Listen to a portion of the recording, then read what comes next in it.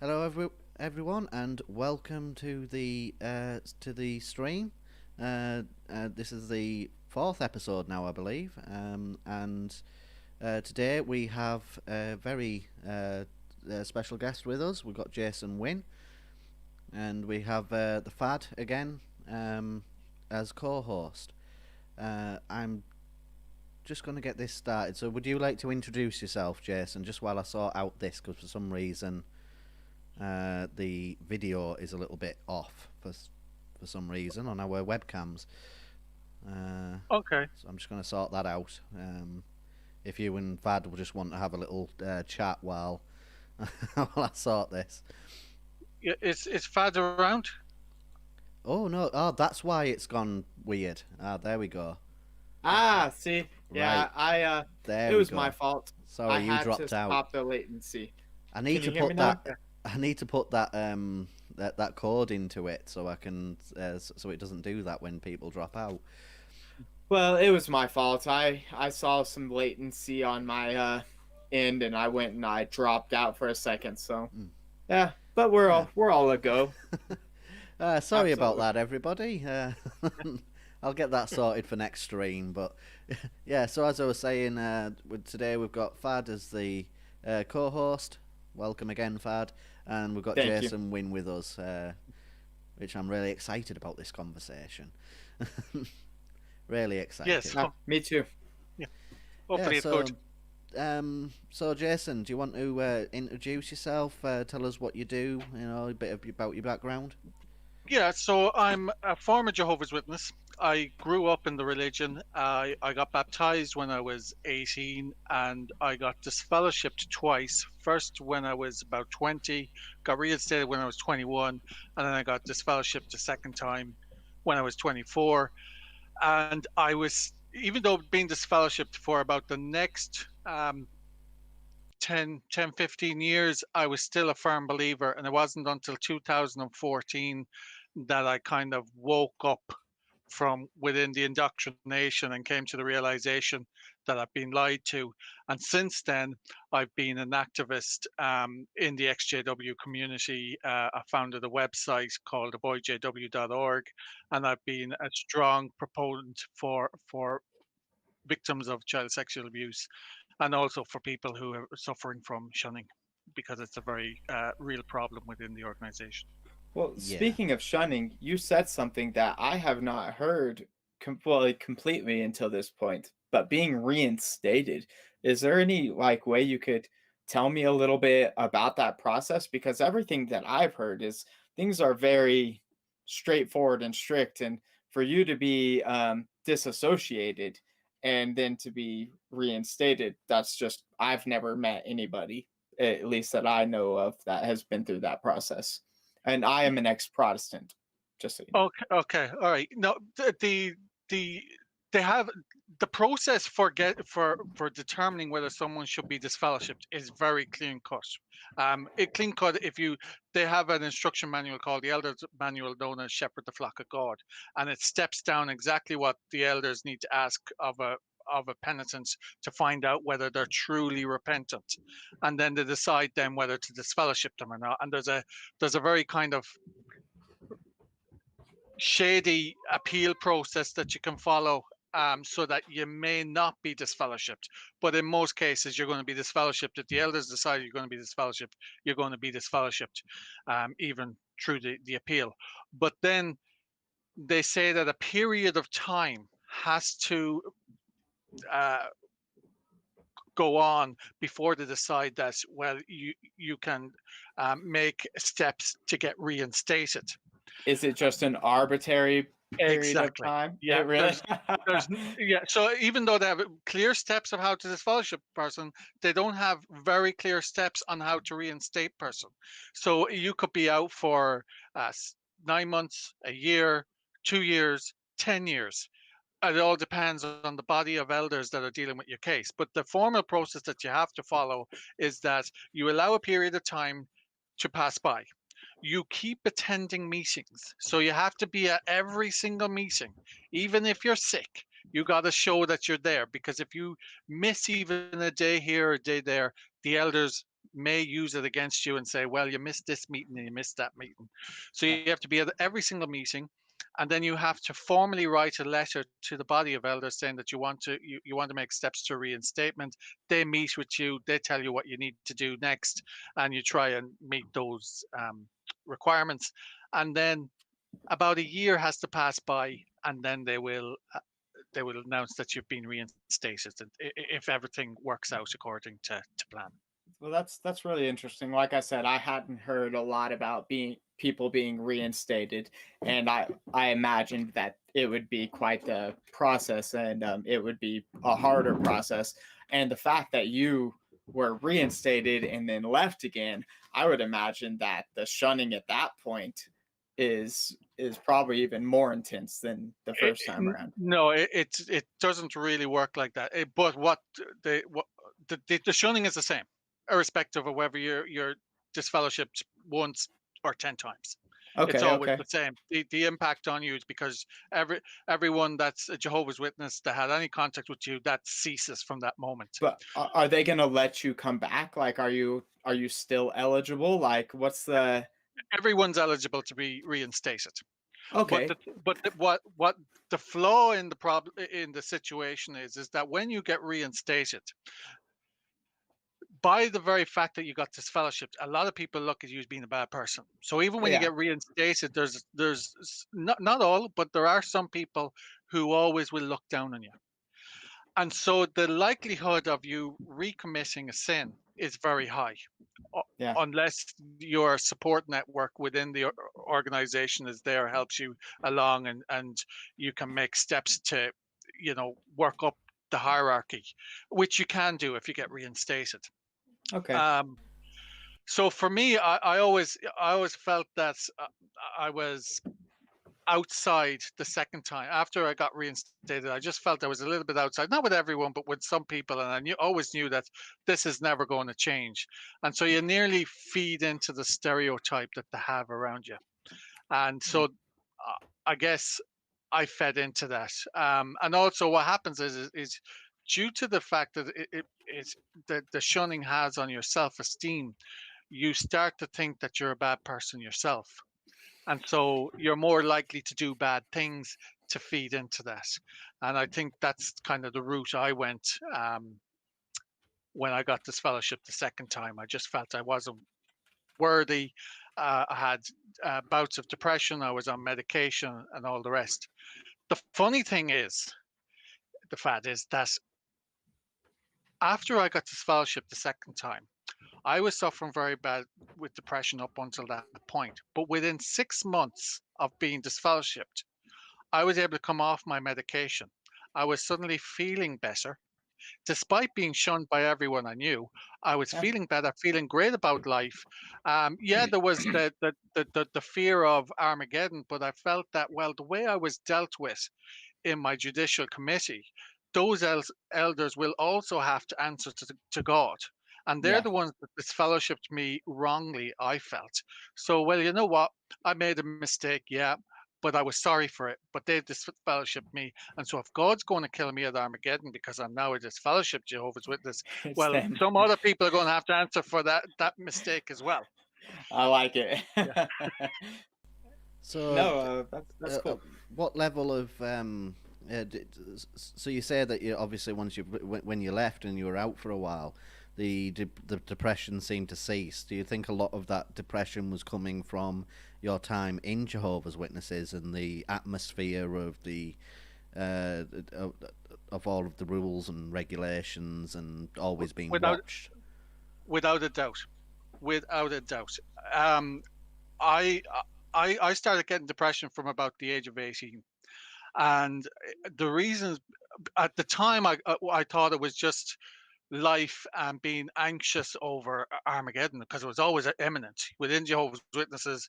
Armageddon is always coming, and you're always feeling that you're not doing enough, or you're not faithful enough, or you're not spiritual enough, that you're not preaching enough, or you're not studying enough, or you're not praying enough. So it's those that mindset of not doing enough in whatever it was. And for me, it seemed to be everything. I just felt I wasn't able to pray enough. I wasn't able to go preaching enough. I wasn't able to do studying enough, and all of those things were weighing heavy on me to the point where I was just always depressed. Yeah. And I never realized that. And then when I got disfellowshipped the first time, I felt I deserved to be disfellowshipped and I deserved the punishment. And so I needed to get back. And so I made steps to get back. And within 13 months of being disfellowshipped, I was reinstated. And I thought my depression would be gone by the time I get back, because now I'm a better person. I've put aside all the bad things I did that got me disfellowshipped the first time around, and I was doing good. And I was actually a very good person up until the point of my second disfellowshipping. But within that 3 or 4 year period, I was actually a good Jehovah's Witness. Now, I never made it to ministerial servant or elder or anything like that. I wasn't even a pioneer, but I was a good Jehovah's Witness. I was praying, I was preaching, I was studying, I was helping other brothers and sisters in the congregation, but I was still depressed, and the depression wasn't going away because I still had feelings that I'm not doing enough. And the magazines and the literature is always saying, are you doing enough for Jehovah? Could you do more? And that's what they're always doing, is put in more, more, more. You're never doing enough. How about aspiring to be a ministerial servant, aspiring to be a pioneer, maybe an auxiliary pioneer, a regular pioneer? Maybe you should go into the missionary work. Why don't you make being a Jehovah's Witness preacher a career? Not that you make any money of it, but make it your career. And you'd have pressure from elders for you to do X, Y, and Z and make these steps in this direction because you're a brother. That's what men do, or within Jehovah's Witnesses. So I guess I felt always under pressure, and I wanted to go to college. And I went to college, and I ended up dropping off out after 3 months because I had elders pressuring me to leave and saying, "Look, Armageddon's coming soon. You just don't know, Jason. You should be preaching. I'll give you a job. I've got a good cleaning job. You could make a good wage for yourself." So I dropped out of college, went cleaning with one of them for a while, and that wasn't doing anything for me because I have a mind that actually works a lot, and I'm intelligent. So just doing this every day wasn't working. I lasted about 6 months, and in fact, it was an elder. He was the secretary at the time. Um, he's he had me working with him one day a week, and he just says, "Jason, look, just between myself and yourself, I don't think you're cut out to be a cleaner." He says, "You're too intelligent for this." He says, "I'm doing it because, well, I was an engineer and I've retired, semi-retired, so I'm only doing cleaning because it suits me. But you need to go and get a job." He says, "How about I help you go find a job in a factory?" So that's what we did. We went and he found me a job in a factory, and I've been working in a factory ever since, and worked my way up through different levels. Um, where was I going with this? I'm not really sure. Hey man, no, I was enjoying it. It's good to just get to better know where you're coming from. Yeah. But it's good. You said you've been working in a factory ever since. Very very nice, man. At least it's something that you are content with. Yeah, yeah. It's Before yeah. we move on, I'd just like to give a shout out to Oz in the chat. Hi Oz, thank you for joining. And Kat, welcome once again. And Freddie Ray, welcome to the server. And Freddie actually made a good point on the depression, which was a similar point to what you were making there, Jason. Never suffered from depression, but there's always a sense of not being good enough in comparison with one another, even if you're doing 10 hours a month. It's that pressure when you're in the religion. I remember that, you remember that. There's always that pressure. You have to do more. You have to, no matter how much you do, you're not good enough. I did pioneering, special pioneering, foreign language. I even went to the ministerial training school. But even when you're doing all of that, there's still that pressure. Oh, you could be doing more. And so, do you think that depression is strictly a result of the religious indoctrination? Because I can definitely relate to that, even coming from a Protestant point of view. But I also feel like there's there is still a chemical imbalance part, and that doesn't come particularly from the indoctrination. Yeah, for different people get depression for different reasons. For me, it was directly related to being a Jehovah's Witness. I know that beyond a shadow of a doubt. For other people, I mean, my mother suffers from depression. My sister suffers from depression. My uncle, who isn't a Jehovah's Witness, suffers from depression. My two brothers have anxiety. So there is it's hereditary to a degree. For me, though, it was being within the Jehovah's Witness religion. I don't have any form of depression or anxiety now. I'm actually a very happy person. I don't need medication for anything. I just That's I feel awesome. just normal in general. One of my brothers, he does say, like, he never got baptized as a Jehovah's Witness, so he's not shunned, but he says he has awful bad anxiety from growing up within the religious group, and that's where his anxiety comes from, and he doesn't think he can ever get around it because it's just it started off too young. I mean, even thunder and lightning, he suddenly goes hiding under the covers, What because I think that was more roundabouts my question. Like, do you think that it causes these imbalances to where, I mean, you do have it for the rest of your life? I mean, I definitely understand the suffering of anxiety and depression that comes from indoctrination at a young age. And then some people may leave and, you know, that's be stuck with that for the rest of their life, whether they're part of the religion or not. Uh, I yeah. think that was more the basis of my question. Yeah, yeah, I think so. I think religion can exacerbate the problem, or even create the problem. Yeah, absolutely. Yeah.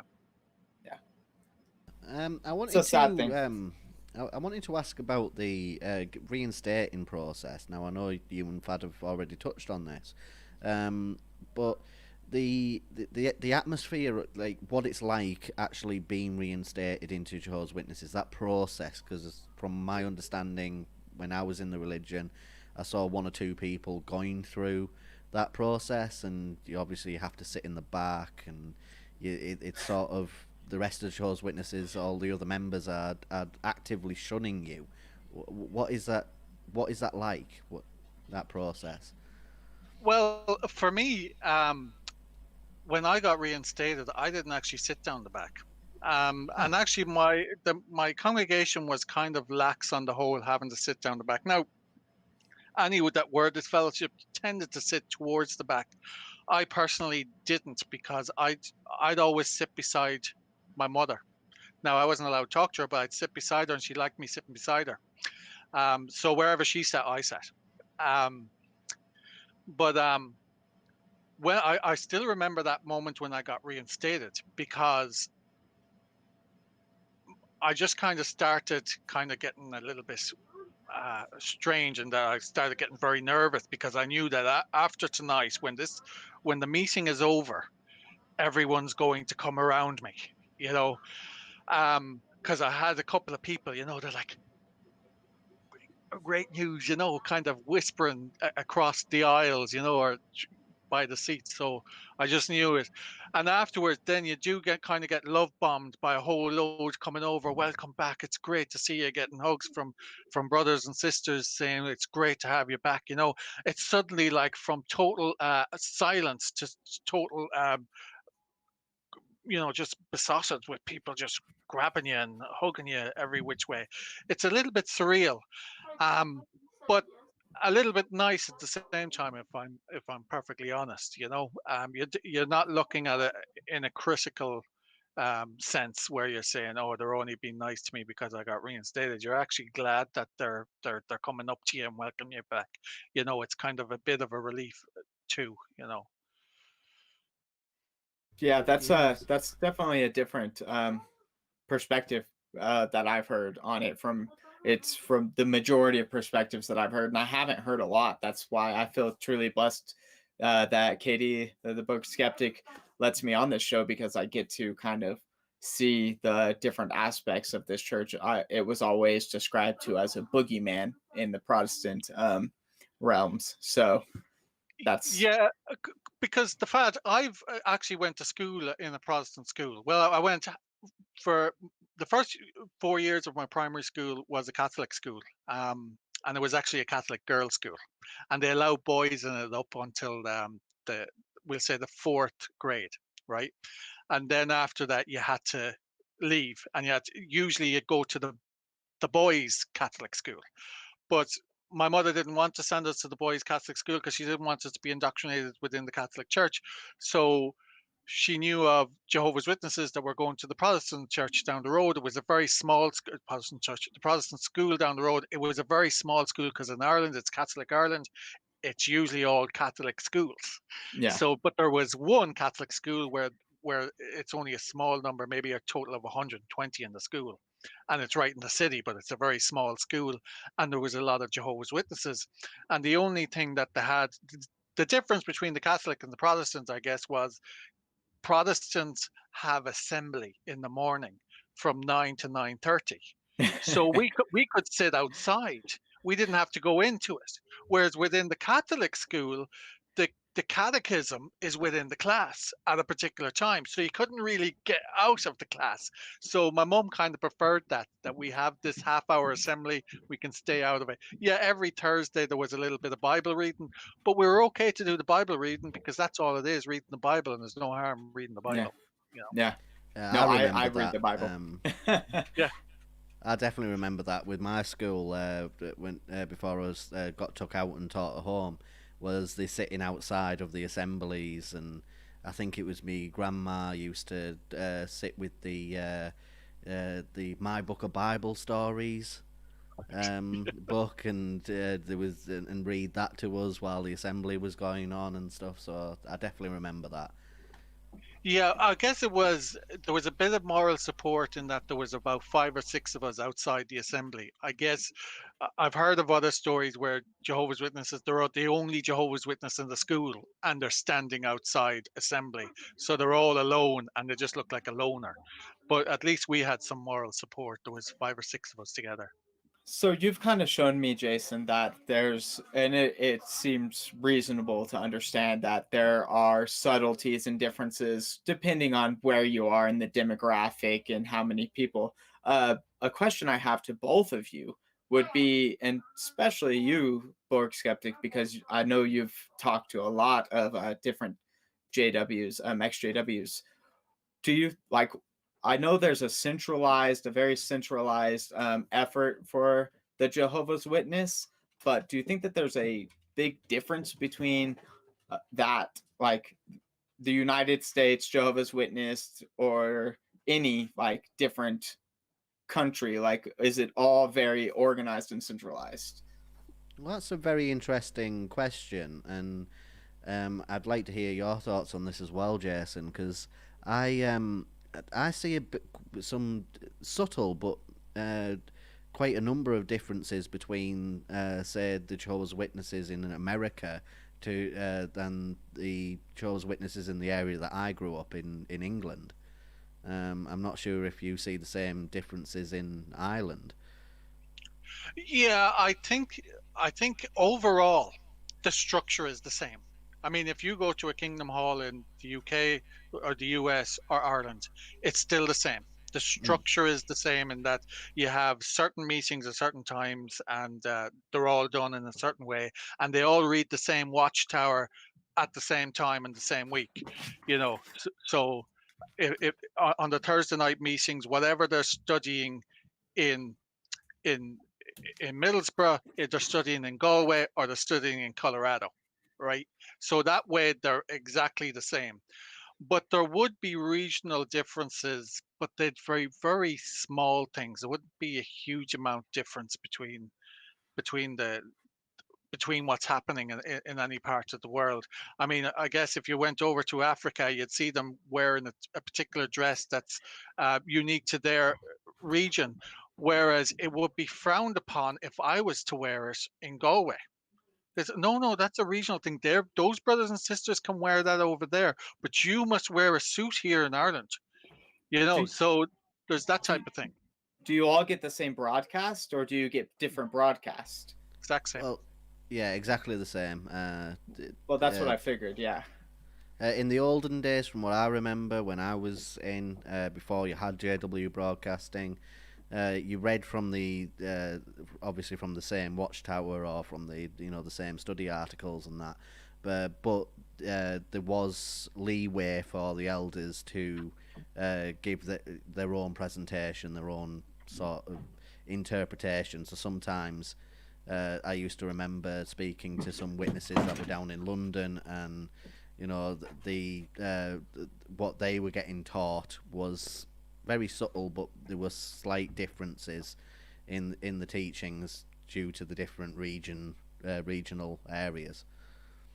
Considering you guys are all getting the same information fed in, is it diverse information or is it not very diverse? Is it like, because it's coming from one source, are they taking into account the regional differences at all?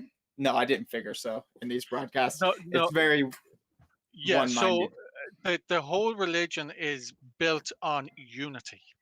Yeah. Unity is tantamount to their belief that if there's no unity, then we are not the true religion, because the true religion has to be united in thought, in word, and in practice.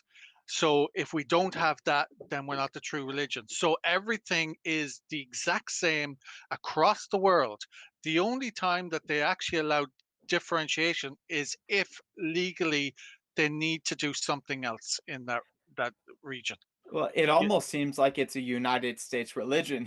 If so, I mean, like they allow other countries to participate, but it's all based from here and everything, correct? And it's all like being broadcasted from here. So I don't know. That's kind of sad, at least to me, that it isn't accounting for or having the diversity that it needs, Yeah, because there are people out there representing for it that yeah.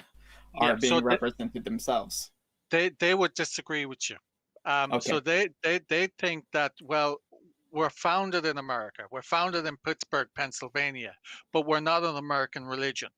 And the Okay. argument is that our religion is founded on the first century principles, with the apostles, and what they were doing in the first century were a restoration of that.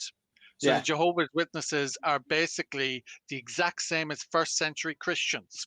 So the American part is just there because it makes sense. It was founded there, and it's got freedom of religion. It allows them to practice their beliefs a lot more safely than residing in another country, and That that's makes a lot of sense. yeah. Yeah. But and I'm sure Borg Skeptic, you'd say the same thing. It is an American religion. Yeah, Yeah, That's funny because overall it is. yeah, I mean, when you leave, one of when and you do your research into the organisation, as I can imagine a lot of XJWs we do we research on from the outside what Jehovah's Witnesses actually is, and when you look at it, it's not really specifically a religion. It's more of a real estate business, and that's why they're very Americanized, because that's where they run their corporate business from. Yeah. Yeah. So It's all about the corporate anyways, isn't it? No matter what branch you're looking at, there's a huge business aspect to it all, isn't there? yeah, yeah. And I think the Jehovah's Witnesses have kind of perfected the art in that if you look at other televangelists, you can nearly see straight away that they're in it for the money. Oh yeah. Whereas the Jehovah's Witnesses have perfected it to the part where, yeah, we are televangelists and we do ask for donations regularly, but we don't come across as flouting all that money. Yet they'll present it in other ways, and that they'll show you all their fantastic looking branches, their beautiful assembly halls, their beautiful kingdom halls, how much they have in property, but without flaunting it. So they, it comes across as a blessing from God, as opposed to coming from a lot of donations and people donating a serious amount of money. The only time that you'll actually see them talking about all the money they've got is if you can get leaked videos, such as some that we've got in the past, where they'll have an in-house. Now their in-house is called Bethel up in. That's what they call their world headquarters, and they might have a financial update once a year where they talk about money that was donated to them from elderly brothers and sisters, and he might have given them $1 million as Yeah. part of their estate, or he gave them all their property, these type of things. And which shows that, these guys are really in it for the money. Like, why Yeah. are you even talking about this stuff if it's for the greater good? Even if it's for the greater good, you don't talk about it. Yeah, you take the money in and you deal it out in a way that's actually godly. And that's one of the other problems I have with the religious organization, and it never dawned on me when I was in, is they talk about donations and that they're using it. And if you go on to jw.org, they talk an awful lot about how donations are used. In fact, they have about 10 or 15 articles about how donations are used, but never once do they tell you how much donations they've got. Why aren't they transparent? If you're really God's organization, surely you can be transparent about the money. Show us how much you're getting in, how much is going out, and that gives us a better idea of how much we need to donate. But Yeah. no, you don't see any of that, and none of the religious groups that are uh, asking for donations are handing in money, are being transparent with their money. And I think, for me, that's one of the biggest problem with religious organizations today, not just Jehovah's Yeah. Witnesses. I Oh like no. what you mentioned about the Right. the way that they perfected this art of um, you know asking for money covertly, and running the business covertly, because it all ties back into the psychology of Jehovah's Witnesses. And Oz in the chat had actually made an amazing point. Jehovah's Witnesses are very interesting. Is a very interesting study in regards to psychology. That weave a very complex web in the follower's mind, and that's what I remember from Jehovah's Witnesses. Is this? It is like a web of control that they have on you, and you've got to unravel that when you leave. You do, and I've thought about this over the years as well. How do they manage it? But I think it's because they're completely and utterly bombarding you with information every week. So you got to understand, they're asking you constantly to be studying the Watchtower or the book study, um, and also to be attending meetings regularly, as in every single week, be at every single meeting, and then also to be always going out preaching. Do as many hours as you possibly can. So you're one way, you're always busy. You're busy studying, you're busy being at meetings, and you're busy preaching. Where while you're preaching, you're getting the persecution, which helps build the persecution complex. So what your mind has always been bombarded with this information, to the point whereby everything in your head kind of makes sense, and you don't have time to unravel it, because the Watchtower told you certain thing, you take it at face value. They told us this, we do this.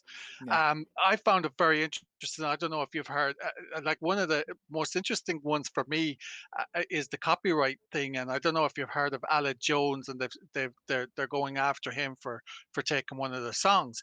But if you go into the comments on YouTube to his songs, you'll see a lot of JWs talking about the copyright, like they know exactly how copyright works, and they're going, "You shouldn't have done that. This is copyright." But the only reason is they're just repeating what the Watchtower article said about copyright a couple of years ago. One single article came out that ever came out about copyright in the Jehovah's Witness magazine, talking about what you can and can't do. And now they seem to be experts, and that no one's allowed to do anything. You can't do anything. We can't copy this, but you can do this and you can do that. But it's only doing what they're told. And I find it psychologically, for me, as an interest, it's interesting because it shows that they can write whatever they want, and the minions will just regurgitate it, even if they don't fully understand it. And that's with the complexity of copyright, which has nothing to do with religion. And then, so it makes sense to me that even the more complex doctrines that are within the Jehovah's Witnesses, like the 144,000, the what other ones do they have? The generations, all those things. Even if they don't understand them, they lap it up as if they do understand it and regurgitate it as if they understand it, but they haven't got a clue what's going on. Let me Well, tell you've you, just and this made is me. sorry. Yeah, sorry. Yeah, you've just made me remember one of the scriptures that they used to love using. I can't remember which scripture it was, but it was about making your mind malleable. And it was something that you used to get in a talk all the time from the platform. Was you must make your mind malleable for Jehovah to mold it like clay. Right. Yeah. I forgot Yeah. that one. Yeah, I was only gonna say that I forgot about the 144,000. That is something that is actually kind of taught whenever the Protestantism likes to pretend like they teach other ideas, but they really don't. And I remember, and this is in no way trying to make offense, but they always used it as something to laugh about. The 144,000 idea. It was always taught, as I remember, it was a joke to them. It was always like, oh nope, no one else is allowed in here. Don't tell the Jehovah's that someone else came in. Yeah, but the fact that makes perfect sense when you're outside. That like 144,000 are going to heaven, and then heaven shuts out to everyone else. Yeah. It's only when you've been in the Jehovah's Witnesses and you've been indoctrinated, because the 144,000. If you go through the Watchtower literature, if you, for argument's sake, decided to go and have a study with Jehovah's Witnesses in the morning, and they came to your door and you said, "Yeah, come in, let's have a study," and they'll pull out their book. They won't go and if you said, "Can we talk about the 144,000 first?" They go, "No, no, no. We have a Bible study, and this is how it's done." Yeah. And it's purposely done like this, step by step, so that slowly over time it all starts to make sense. If you went talking about the 144,000, you go, "That's all just bullshit, man. What are you talking about?" That doesn't make any sense. Yeah, you're supposed to start at the beginning, and once it all starts to puzzle together, suddenly you'll see the full jigsaw puzzle. But that's Yeah. all it is. It's one big huge jigsaw puzzle of a mind game that they're doing on you, to the point where this 144,000 shit makes sense. But if you actually read the Bible and look at the 144,000, they're taking part of the scripture literally and another part of the scripture spiritually or figuratively. Hey, So it's like, well, anyone I could do do the same that. thing. Yeah, I do the same thing. I just make it funny whenever I do it. It's a masterclass in indoctrination, isn't it? That's what really they're is. doing. And we were talking about this on the live stream I had last night, where we were discussing the annual meeting that they broadcast on the January broadcasting episode. And that's exactly what they're doing with the new book as well. They've brought out a new book. There's 60 lessons in it, and you have to do the lessons in order with the student, from 1 all the way through to 60, and there's no deviation from that. And they were even saying that the governing body members on the platform, they were saying you can't deviate from it, you have to do it this way. It's just a massive class in indoctrination. The only reason you would be that, like, things would be that strict in Protestantism was if you were actually trying to go through the gosh, I can't remember right now. My brain farted the word for what it is whenever you're trying to become a pastor, priest. All right, yeah. Yeah, but Yeah. you go to a certain school. I can't remember what the idea is. Yeah, but join the priesthood, we'll say. Yeah, exactly. Yeah. Yeah, the Catholics have the same thing, and I can't remember the word. But actually, it's very organized, and that's what I'm saying. As a base level Protestant, I mean, they don't care. Like, yeah, you can become a higher church member, but unless you're actually trying to go to seminary, that's what it is. Seminary is the only place that's going to make sure you are on the dot doing what you're supposed to be doing. They're not doing that to normal members. Yeah, and that's So something I actually, picked up too in the just quickly touching on that point. That's something I picked up in the because I was because we wanted to talk about baptism in a bit as well. That's something I picked up with in the changes that they made to the baptism questions and the talk that they now give, where they clearly mention that Jehovah's Witnesses, each member is an ordained minister when they become baptized. And I thought, well, that's that's the difference, isn't it? Other religions, you're not as just a member, you're not really an ordained minister until you go to seminary or what have you, and actually Yeah, get the qualifications to do that. But each Jehovah's Witness is an ordained minister. that's and interesting. actually, Borg Skeptic, we'll talk about that point as well. Just remind me Yeah, yeah, to talk about that when you get back, because you just triggered my mind on something as well, because it's actually even more interesting now because they changed a whole load of things, and so that makes that point much more significant. But I just wanted to go back just to the point that you were talking about, the new brochure that they brought out. Um, we were myself and a few colleagues were just talking about the when they brought out the new service year report, and they've had a reduction of 0.6%. It's very clear why this has happened, right? One reason you could look at, and a lot of XJWs might look at it as being a thing due to activism, and maybe it is, maybe it isn't. I'm not fully convinced, but I do believe that their approach in the last number of years, we'll say at least since 2005, has been has has not been a good way to to create converts. For example, if you go back to prior to 1995, or around that part, 1995, they had the forever some yeah. I think it some was book. 1985. Yeah, Yeah, forever, and then there was the one in '82, "You Can Live Forever in Paradise on Earth," and before that was the Truth Book That Can Lead to Eternal Life. Now, if you look at the three of those books had the same theme: living forever. Now, that's a great sales pitch. You know, it's actually a great sales pitch. And through those periods, from that book, which the Truth Book, which started off in 1968, 69, all the way through to maybe up till 2005, I think, was Live Forever was the title of the main book that they used for converting someone to the religion. That Right. is such a great sales point to so many people, and I personally don't understand why, to be honest. We can come back to that in a minute. So then, what happened was from 2005 right up until the present time, they had the book is what can the Bible teach us, or what does the Bible really teach? Who gives a fuck? Honestly, no one gives a fuck what the Bible really teaches. And It's as a pretty title, demented. it's just like, what type of people are you going to get here? Right? You might get the people you're looking for. Right, they are the type of people you're looking for, is the ones who are really interested in the Bible and really want to know what the Bible is, and maybe they'll be really interested in the way that Jehovah's Witnesses have interpreted it. But really, we can go back to the whole story of Job, where Satan said to God, he says, "Look, they It's only my love favorite. you because you're good to them."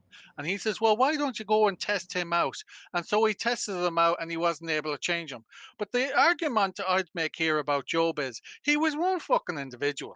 Come on, how can one guy represent all of humanity? Because I'll tell you, the vast majority of people, and Satan was bang on the point, want something. Why would they give their all to a publishing corporation, going preaching door to door for nothing? Honestly, if you're giving them the promise of living forever, and you prove it somehow and you can convince them, then yeah, they're going to do what you tell them. And if you ask most Jehovah's Witnesses, what do they hope for? Which is what their whole faith is based on, the hope. And actually, I think there's a video just gone up on jw.org that even talks about this, that your hope is to live forever. Then that's why you're doing it. And it proves Satan's point, and it doesn't prove him a liar at all, that people are just doing something because they gain something. And that's why they've changed the title.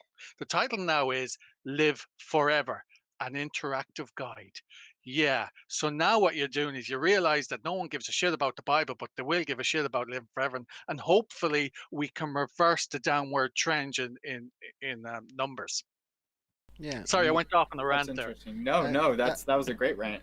yeah, and that is very interesting because when you look at the more successful religions, they all have this, some hope in the future. You know, whether it be living forever on a paradise earth, or whether it be living forever with God in heaven, there's always something after we die that allows us to live on.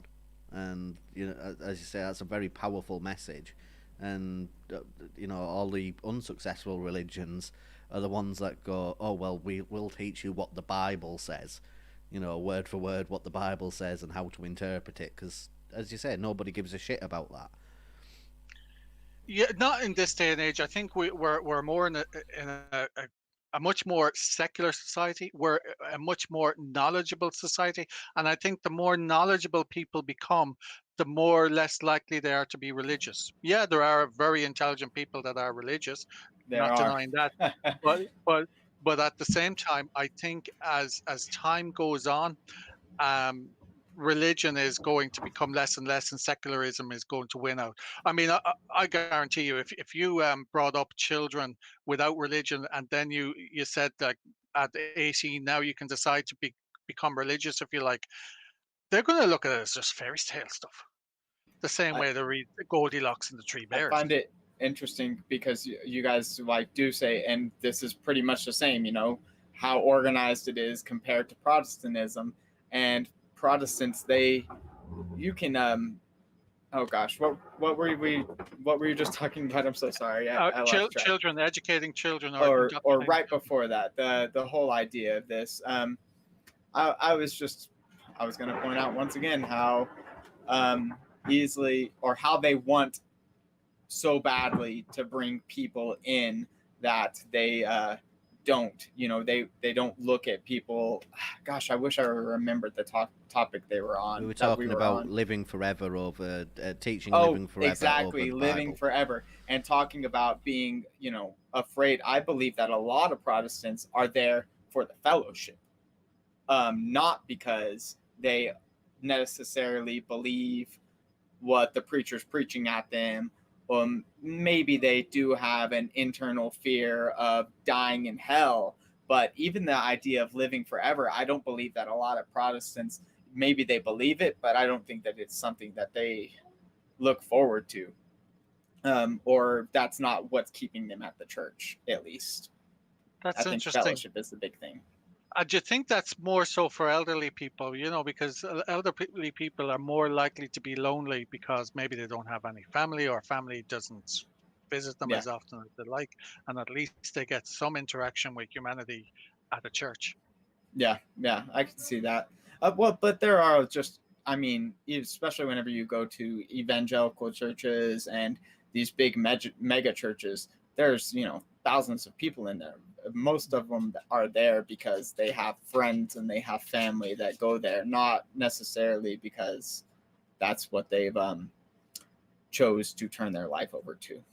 Yeah, and I think that would probably be true for an awful lot of Jehovah's Witnesses as well. I mean, the social aspect of religion and the social aspect within Jehovah's Witnesses can be great. There can be parties, they can have house parties, or they can have bigger parties, and even there's the time that people most enjoy is the few minutes before, and the few minutes actually it's more than a few minutes after the meetings, where they can enjoy the interaction with people and catch up with friends.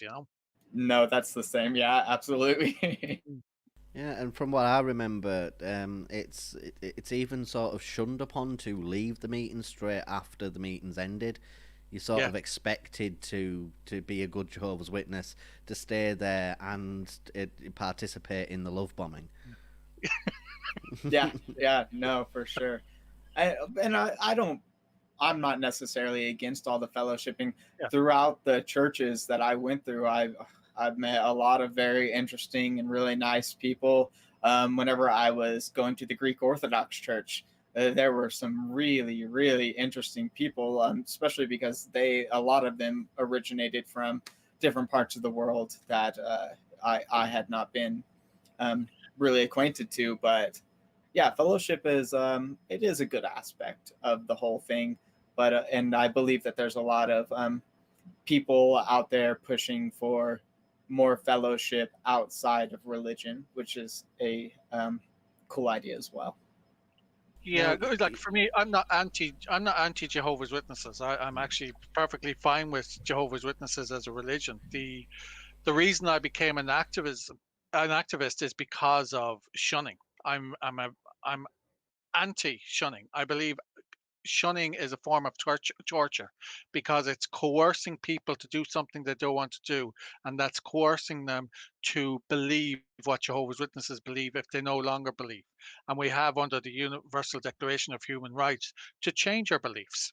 And Jehovah's Witnesses always quote the first part that they have a right to believe, and in other countries where they may be banned, they talk about this, but they seem to deny our right to to be able to leave. It's like, oh well, if he comes back, will stop shunning him, and yet we have our families totally and utterly shunning us. So it's only the harmful aspects of Jehovah's Witnesses, and it's mainly the shunning that I see as extremely harmful and needs to end. And other than that, as Jehovah's Witnesses as a religious group, I don't mind what they believe. I don't care Well, how quirky their beliefs might be. You know. yeah, The now, Bible in itself, and I mean, just go.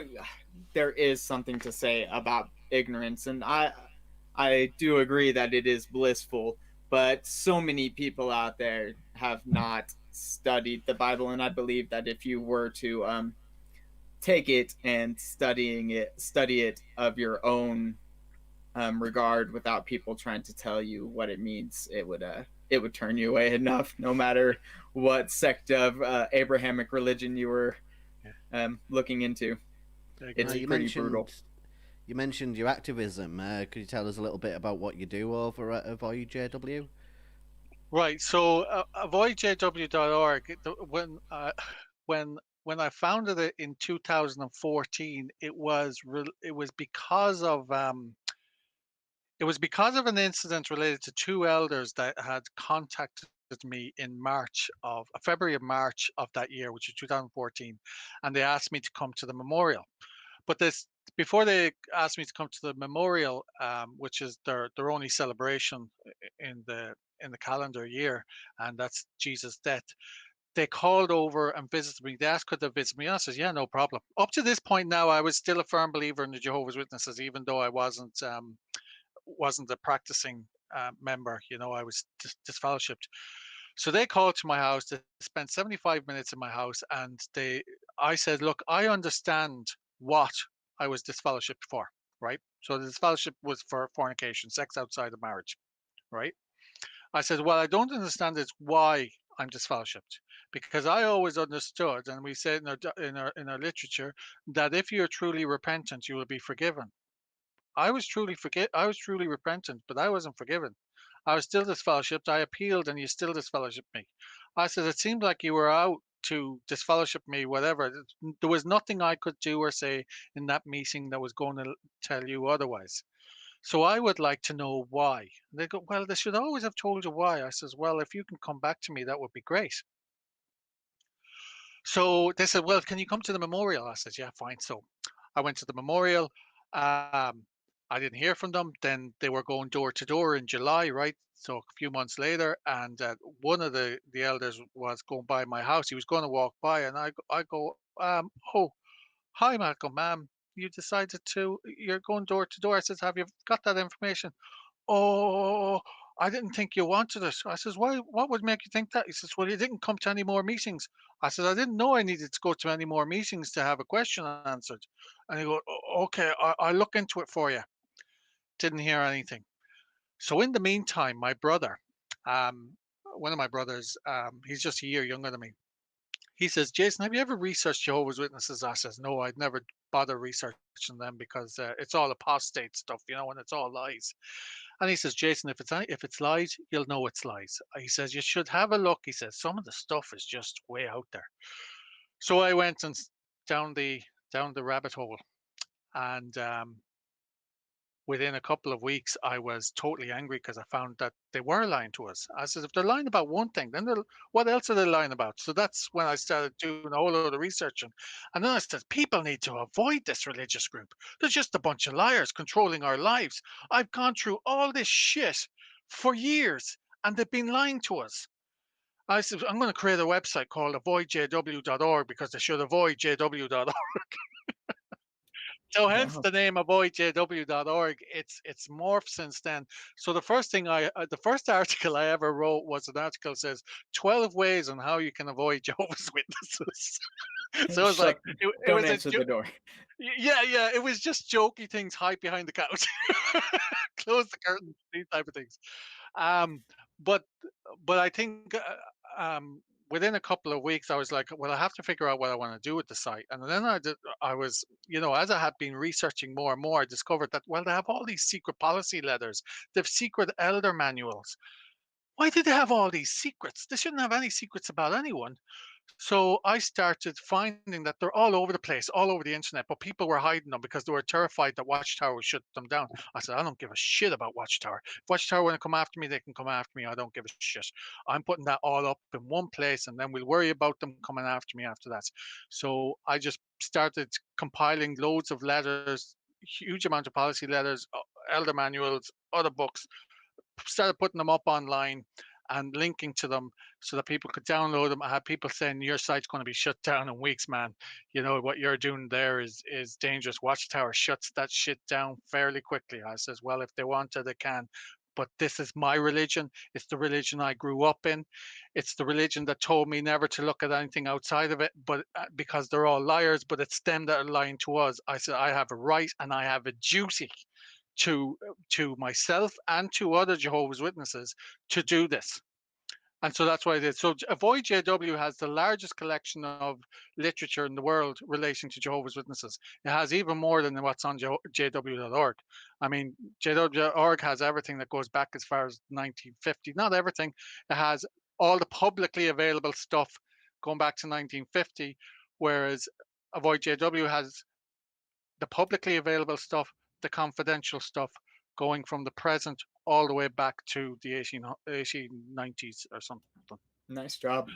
Very Yeah, nice that's, job. Yeah, that's a brilliant website you've built there. I was having a look over it, and I remember looking over it when I first when I first left Jehovah's Witnesses, and yeah, over the years, and some of the information that I found on there is absolutely amazing. And if well, only a see few what more Jehovah's Witnesses would actually have a look at it, then well, A you lot know of what? my. Oh, go ahead, Sorry, Jason. I'm so sorry. no, go on. I can talk Well, I was just afterwards. gonna say my disillusionment came from people on the internet. A lot of my, well, not the initial process, but the process into understanding why it was all BS was because people like you who were willing to, put it out there and let people know how untrue it all is. So thank you It, for it, being one of those people. it comes at a risk. I mean, it's a huge risk because I have been threatened by Watchtower. They sent me a threatening letter in 2018, early 2018, saying to remove anything, any copyrighted material that's owned by them, and any trademarks that relate to them, because I'm doing irreparable damage to their brand, and they will take all legal action that they can against me unless I sign my life away on this document. So sign this, get it notarized, and send it back to them, and never touch anything related to jw.org or Jehovah's Witnesses for 6 years. So I just looked at this, went to my solicitor. What you think? I said, I'm not going to sign on this, but what you think? He says, you're not signing that. So I didn't sign it. I had 10 days.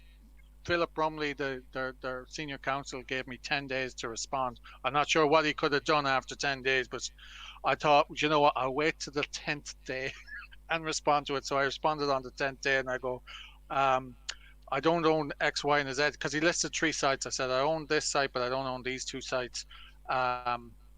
Because I'll go into that in a minute. And I'm not signing your form. I never heard from them again. Now, that's not to say they're not still working in the background. I mean, since then, they issued 60 DMCA subpoenas to XJWs around the internet, because really there's two things, or maybe it's three things. One is seek out those who are leaking data, seek out those who may be high up in the organization, and frighten off anyone from, using the literature. But what That's we a did, big question. yeah, Frighten off people from using their literature. That's actually outside of this. That's my gig, is putting out people's literature in a different perspective. And that's always been one of my questions, is if I am putting these things online, like me reading these literatures online, am I going to have any parts of the JW, like the Watchtower, as you're saying, or whenever I go to read the Book of Mormon, are they going to come after me? And I didn't even think about the Jehovah's Witness being, or someone that I would have to worry about as much. But from what I'm hearing, the Watchtower will, they won't tolerate it. So let me explain to you that the Jehovah's Witnesses are kind of in a bit of a quandary, right? Because if you went and distributed the literature, because you're not a Jehovah's Witness, never been baptized a Jehovah's Witness, they will sue you as quickly as you just put that stuff up there. They've done that with the Truth and Transparency Foundation. They're doing it with what's the guy's name? Aled Jones, and they've done it to others, right? So they will protect their copyrights and their trademarks. They register them religiously, pun intended. But the problem is, and this brings us into the baptism question, is that when you're a baptized Jehovah's Witness, the copyright doesn't work as well, because you have to understand all Jehovah's Witnesses, by definition, distribute literature, Watchtower literature. The Watchtower Bible and Tract Society of Pennsylvania, the copyright holder, publishes the literature for Jehovah's Witnesses, who then distribute it. So someone like me that comes along and distributes it, maybe online, or anyone else that may be a Jehovah's Witness that distributes that literature online, that's where it gets hairy, because you can't really go into court and say, well, he's distributing our literature and it's copyright, and the court would go, well, isn't that what Jehovah's Witnesses do? Yeah. Now, that's what you were ordained for. Yeah. But what a lot of ex-JWs might say, or any JWs would say, well, Jason, you're not a Jehovah's Witness. You were disfellowshipped. And I go, well, hang on just a minute there. So let's look at that. So let's go into the baptism questions now, can we? Because I think this goes straight into that. Yeah, I did want to ask about them. Yeah. Yeah, so I'm just going to bring up, if I can find it, questions. Right. So if we look back at the questions that I got baptized in, right? So they changed over the years, but in 1985, they held those two questions up until 2019. And the two questions are, on the basis of the sacrifice of Jesus Christ, have you repented of your sins and dedicated yourself to Jehovah to do his will? Now, you got to understand, when these questions are asked, right? So that's the first question. But when the both questions are asked, you do it in public. It's nearly like a legal experience where you have all of these witnesses around you, pun intended, that see you answering yes to the questions. And so you say yes. 500 to 2,000, maybe 10,000 people have seen you saying yes, right? Out loud, as loud as you can. That's what they want, so everyone can hear. It's nearly recorded. And then the second question is, do you understand that your dedication and baptism identify you as one of Jehovah's Witnesses? Now listen to that again. Now, right, I'm only going to say the first part first. Do you understand that your dedication, now your dedication is the part that you prayed to God and you dedicated your life, right? And baptism. So now you're going to get baptized after these questions. Identify you as one of Jehovah's Witnesses. Now look what the identity is. It's the dedication and it's the baptism. Nothing else. You can believe whatever jack shit you want. You don't have to believe anything within Jehovah's Witnesses. It doesn't matter, because what identifies you as a Jehovah's Witness is your dedication and baptism. And it's very key that you understand that point. And this caused this is the reason why Jehovah's Witnesses had to change questions, and we'll go into that in a minute. So it then continues on, in association with God's spirit-directed organization. So you're identified as a Jehovah's Witness in association with the organization that prints literature so that we can distribute it. Yeah. So I'm a Jehovah's Witness. So when they announce Jason Wynne is no longer one of Jehovah's Witnesses, it's a blatant lie. Because according to the literature, and let me just quote you another thing from the Watchtower, and it's the April 2017 Study Watchtower, page 7, paragraph 13. And it says, there is no way to undo a dedication vow taking back what we promised God. If a person tires of serving Jehovah or of living a Christian way of life, he cannot claim that he was never really dedicated and that his baptism was invalid. To all intents and purposes, he presents himself as one who is wholly dedicated to God. Right? So, even in their literature, they show that your dedication, which is your vow to God, cannot be revoked. It's a life. I'm not So sure if if it can't be copyright holders care about that, though. So in 2018, September 2018, actually we'll go back in November 2017, I tried to attend an assembly. They had, and I'd never seen this before, had closed off all the doors except one, kept one small door open. I went to go in, about 20 attendants, including elders, blocked the door and says, Jason, your implied invitation has been revoked. I says, why? They says, we just don't want you in here. I says, well, what have I done? You haven't done anything yet. I says, well, that's not a good enough reason. But anyways, we were there conversing back and forth for about 2 minutes, and then they called the manager of the facility, and he had me removed. I mean, he didn't have to pull me or anything. I just walked with him. I says, I didn't do anything. I said, I was here 2 years previously. I says, I don't know what they thought I might do. But anyway, I took a discrimination case against them. Now, I didn't expect to win the discrimination case because really religions can do whatever the hell they want. That's the problem with religion. Their freedoms go to a huge degree. But I did want to get them into a room and have a conversation with them.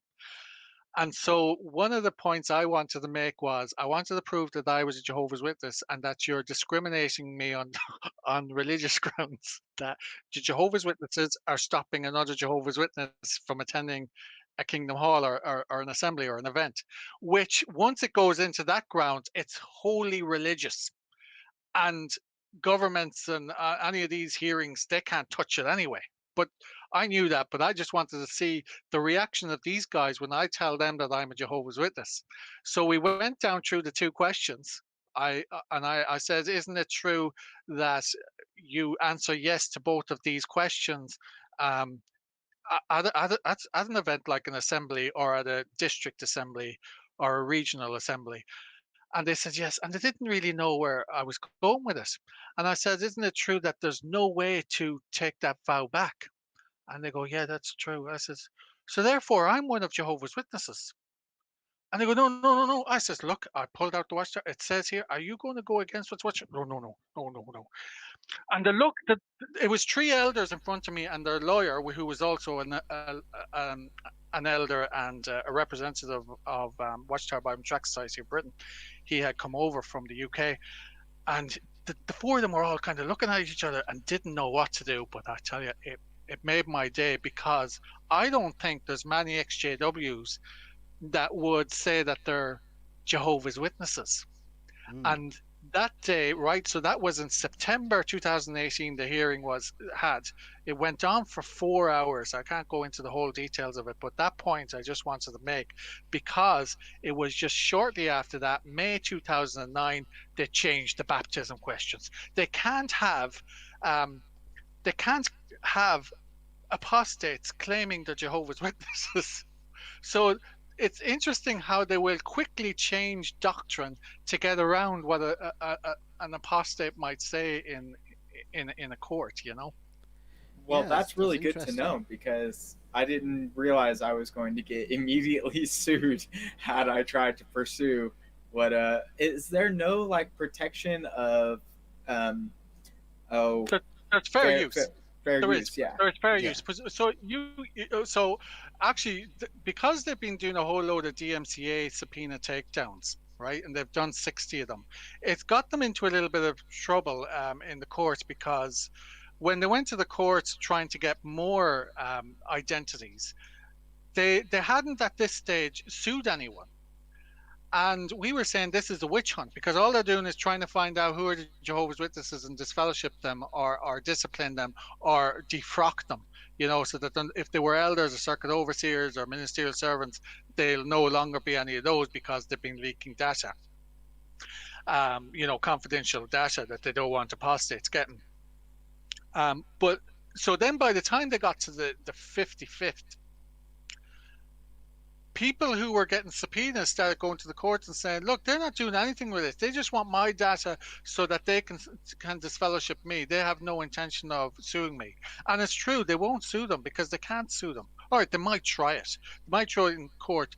But the thing is doctrine. The great thing about doctrine and religion is that it works both ways.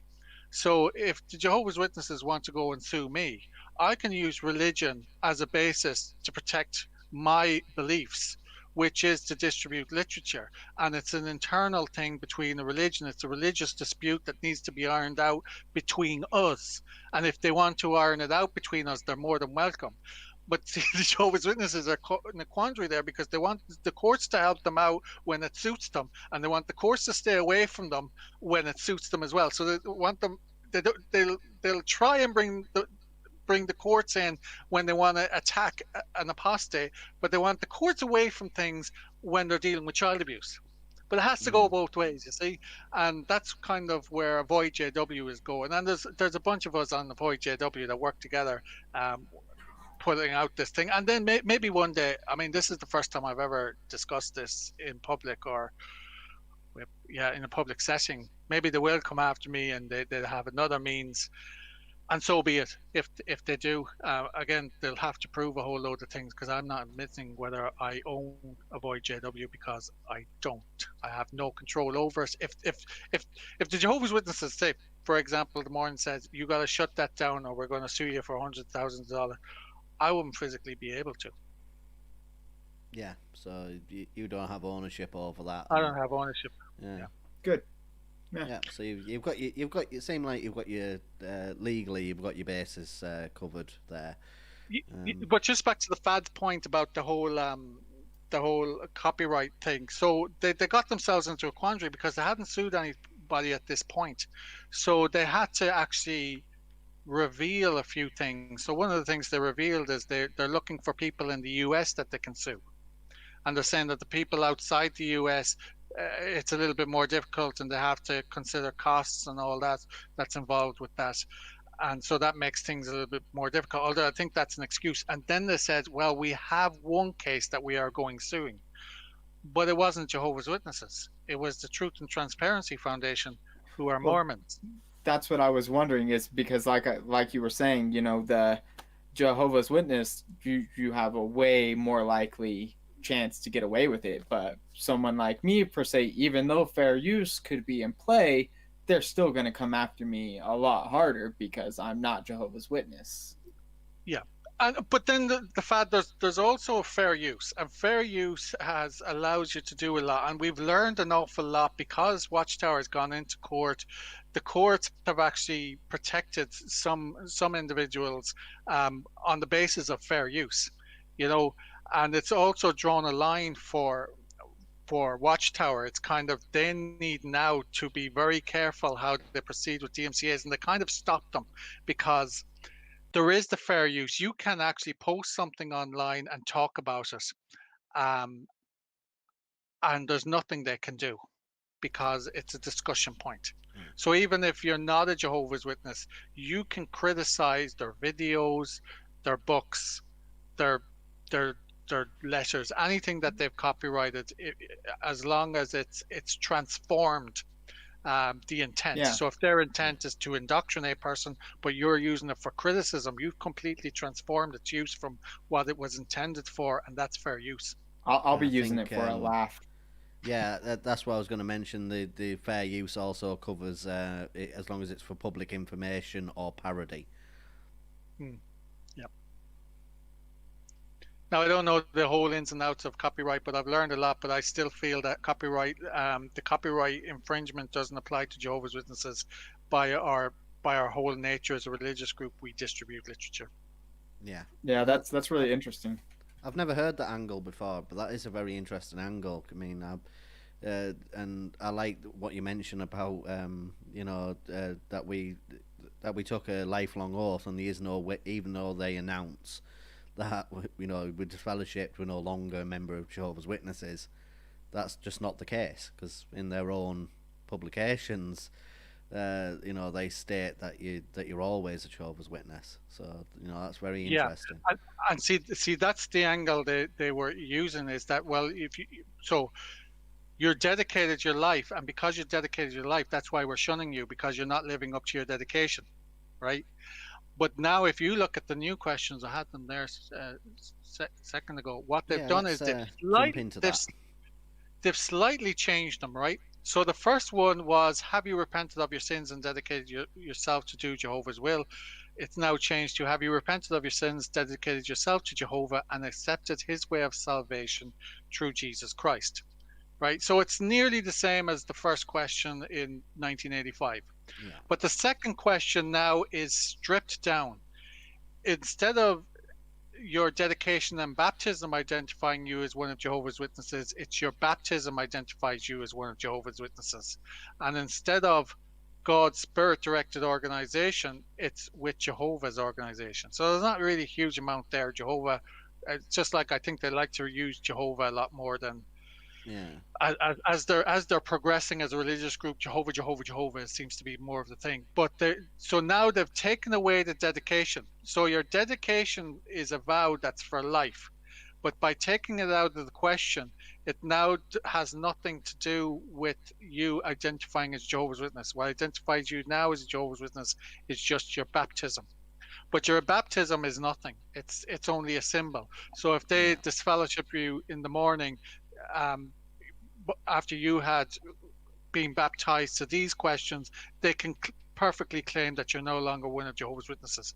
But for anyone else, anyone baptized to the old questions, at least from 1985, you're still a Jehovah's Witness, and there's no way they can undo it, because that's what you signed up to at that point.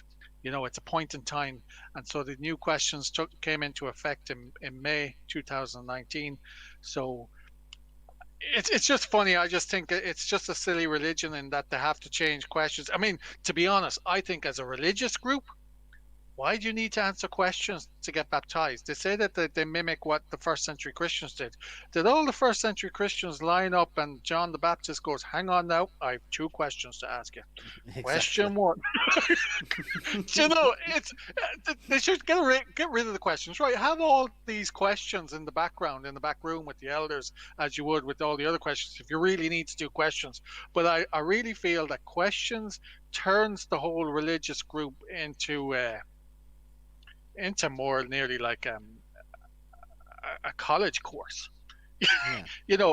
And that's the point I wanted to go back to that you were talking about earlier, when you were talking about the whole, to become an ordained minister, you go through a seminary, right? Yeah. Which might be up to 7 years,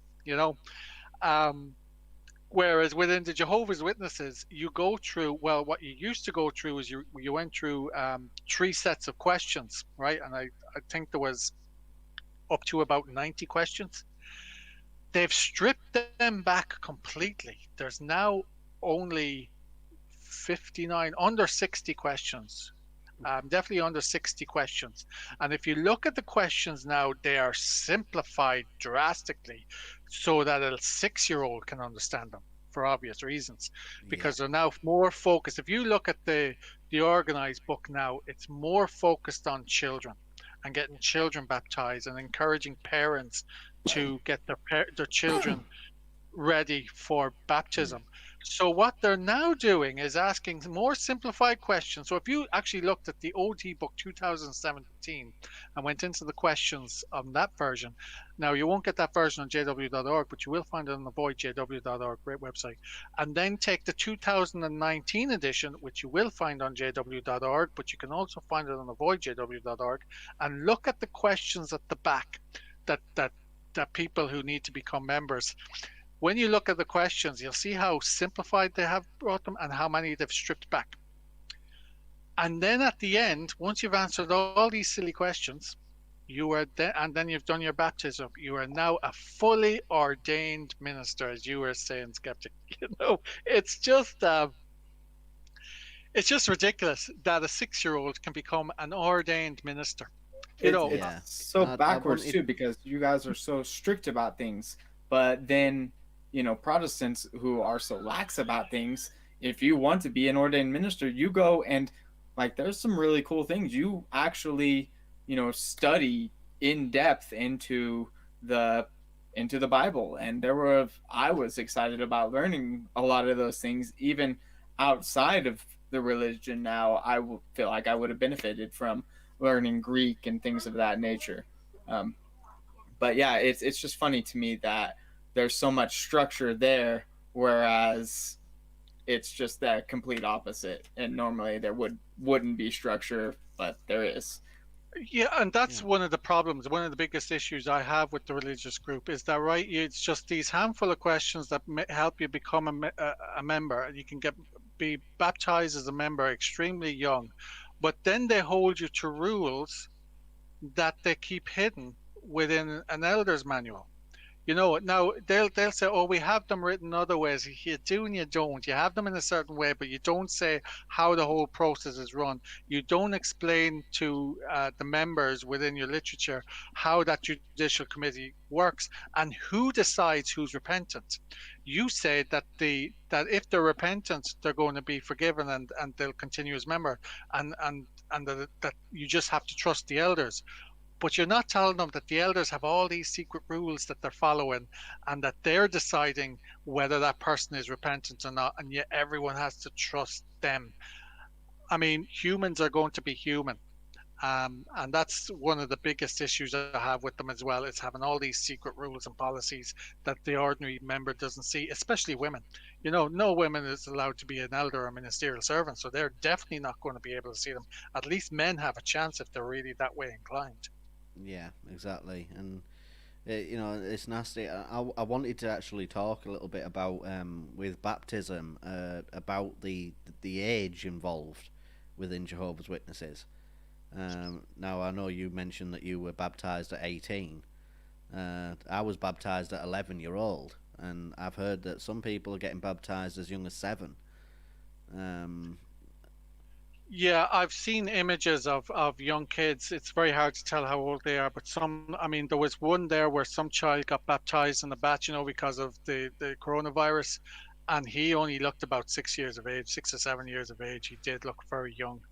I mean, sometimes they look a little bit older in their suits, but he was a tiny little fella. And I think it's wrong, because they have no concept of what shunning is and how that will impact them later in life. I mean, Jesus Christ didn't get baptized. We talk about this all the time. Jesus Christ didn't get baptized until he was 29. yeah. So why are you baptizing children so young? And Jesus didn't have to answer a whole bunch of questions either. He didn't have to answer any of these things. All he went down to the river, met John, and says, "Oh, how's it going?" And you go, "Don't come under. How's that? Oh, I feel great. Oh, there's God." Do you know what I mean? It's why all these questions and all this process.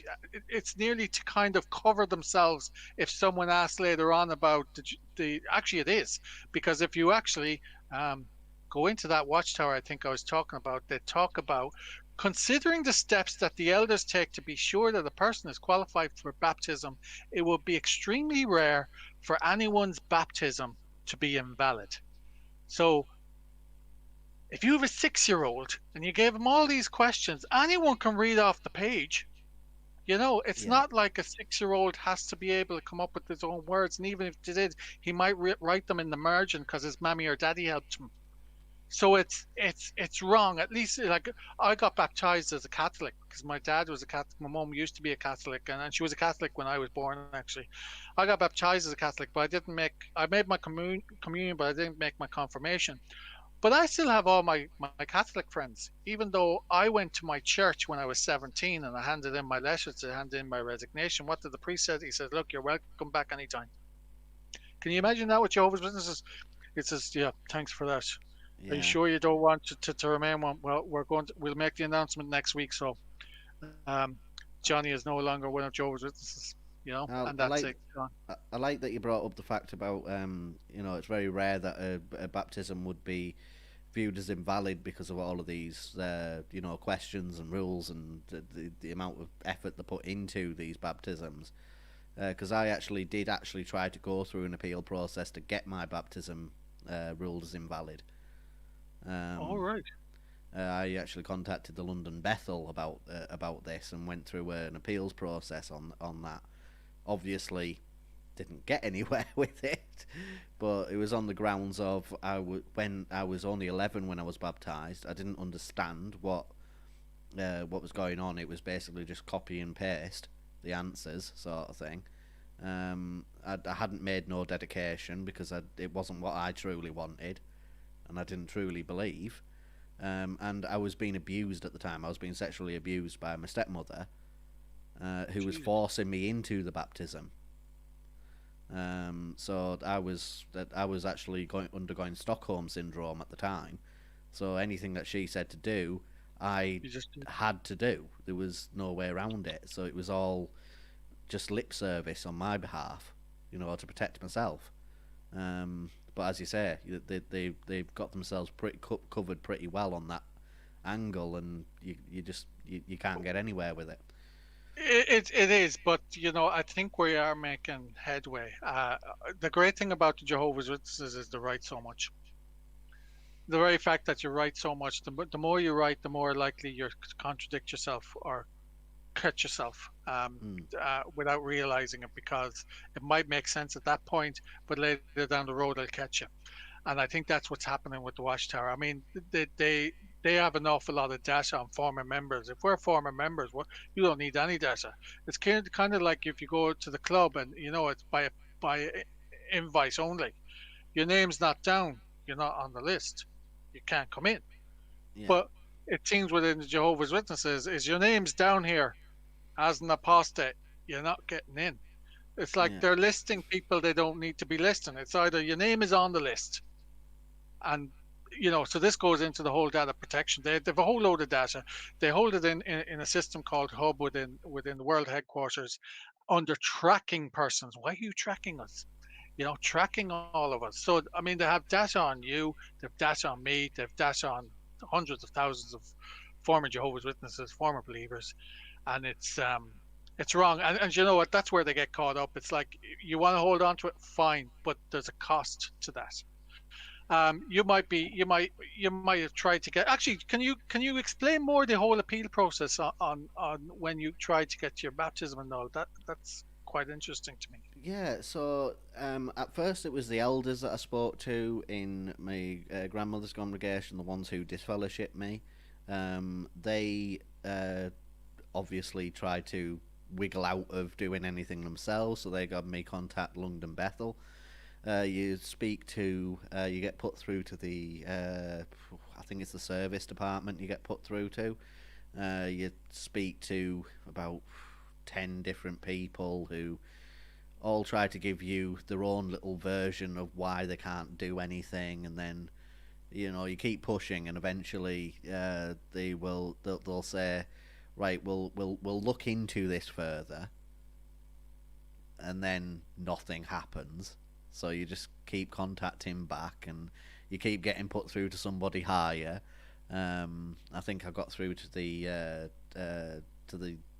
deputy overseer of the Bethel in the end, before I finally got told, no, this isn't possible. This isn't something we can do. uh, for reason blah de blah de blah. Read off a few scriptures as to why they can't do it, and which the scriptures made no sense to the situation, but their interpretation of it, and yeah. So it's just they have an appeals process, but the whole process is just a farce. It's just meaningless. Yeah. I don't think there is a way to actually appeal a baptism.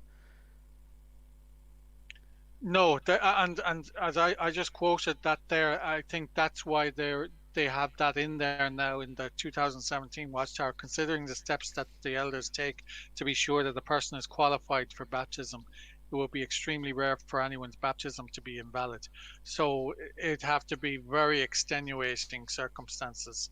Although I think in your situation they are extenuating circumstances, but I thought so. yeah, it's to me, it's just they they want everyone in. They want to get as many in and get as many baptized as young, so that the whole shunning will work later on to keep them in. Whereas what you're doing is you're causing cancer within, because then you have people within your organization who don't want to be there, and they can infect the rest of the congregation. And I think that ultimately will be detrimental to the group, because really the people you want in the group are those who want to be in the group. You shouldn't be trying to coerce people to be in the group who don't want to be there, because ultimately it will infect. And I think that's what's happening. You have a lot of what we call PMOs, physically in, mentally out, and they Yeah. do infect other people, because they can say, "What have you? Do you think that's true? When you look at this and what they've said here, there seems to be some," and then it gets people doubts, and I think ultimately it's going to be a disaster for them. Well, that's why Skepticism's great. I don't really understand why they're making this big push this last year to try and get disfellowship people back in. I don't know if you've come across this, but I've been getting contacted by family members, such as my grandmother, reading out Watchtower articles to me, saying that she has to try and get me to come back in. And in the end, I just had to tell her, look, I'm an apostate. I have my own channel. Speaking out against the thing, basically make myself sound like this satanic worshipper sort of thing to her, just to get her to back off.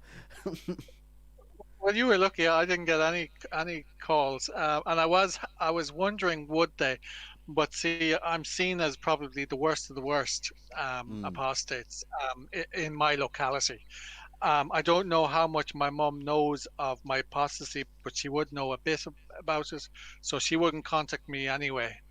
She hasn't contacted me in about 8 years, but yeah, there is a push. The push on is they feel, and it's like everything else, is when there's a crisis such as the coronavirus, it's a great way for fear to be able to help to bring in people. Anytime that there's something bad like the 9/11, this mm, before that Fukushima, and before that, I mean, any crisis that comes along, we need to get all the people that are out. They might not know that they can come back, and we'll help them along. But I think we're in a different world now, and I don't think people are as fearful and feel about the end of the world the way we used to. At least I don't. I look at this pandemic as just being one of these things that happens. It happened before 1918. We yeah. just have to work through it and move on. It'll be the next crisis. There's no imminent Armageddon.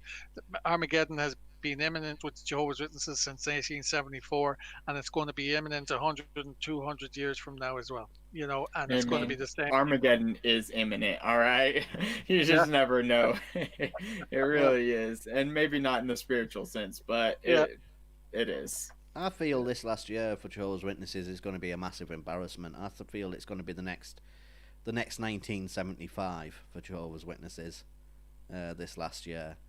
I know they've been slightly a little bit more careful and not gone, oh, this is not like as sure as they were in 1975, but that speech that Stephen Lett gave, that we are now in the final part of the final part of the final part of the last days, and everything that they've published in the last year, it's going to be a big embarrassment for him.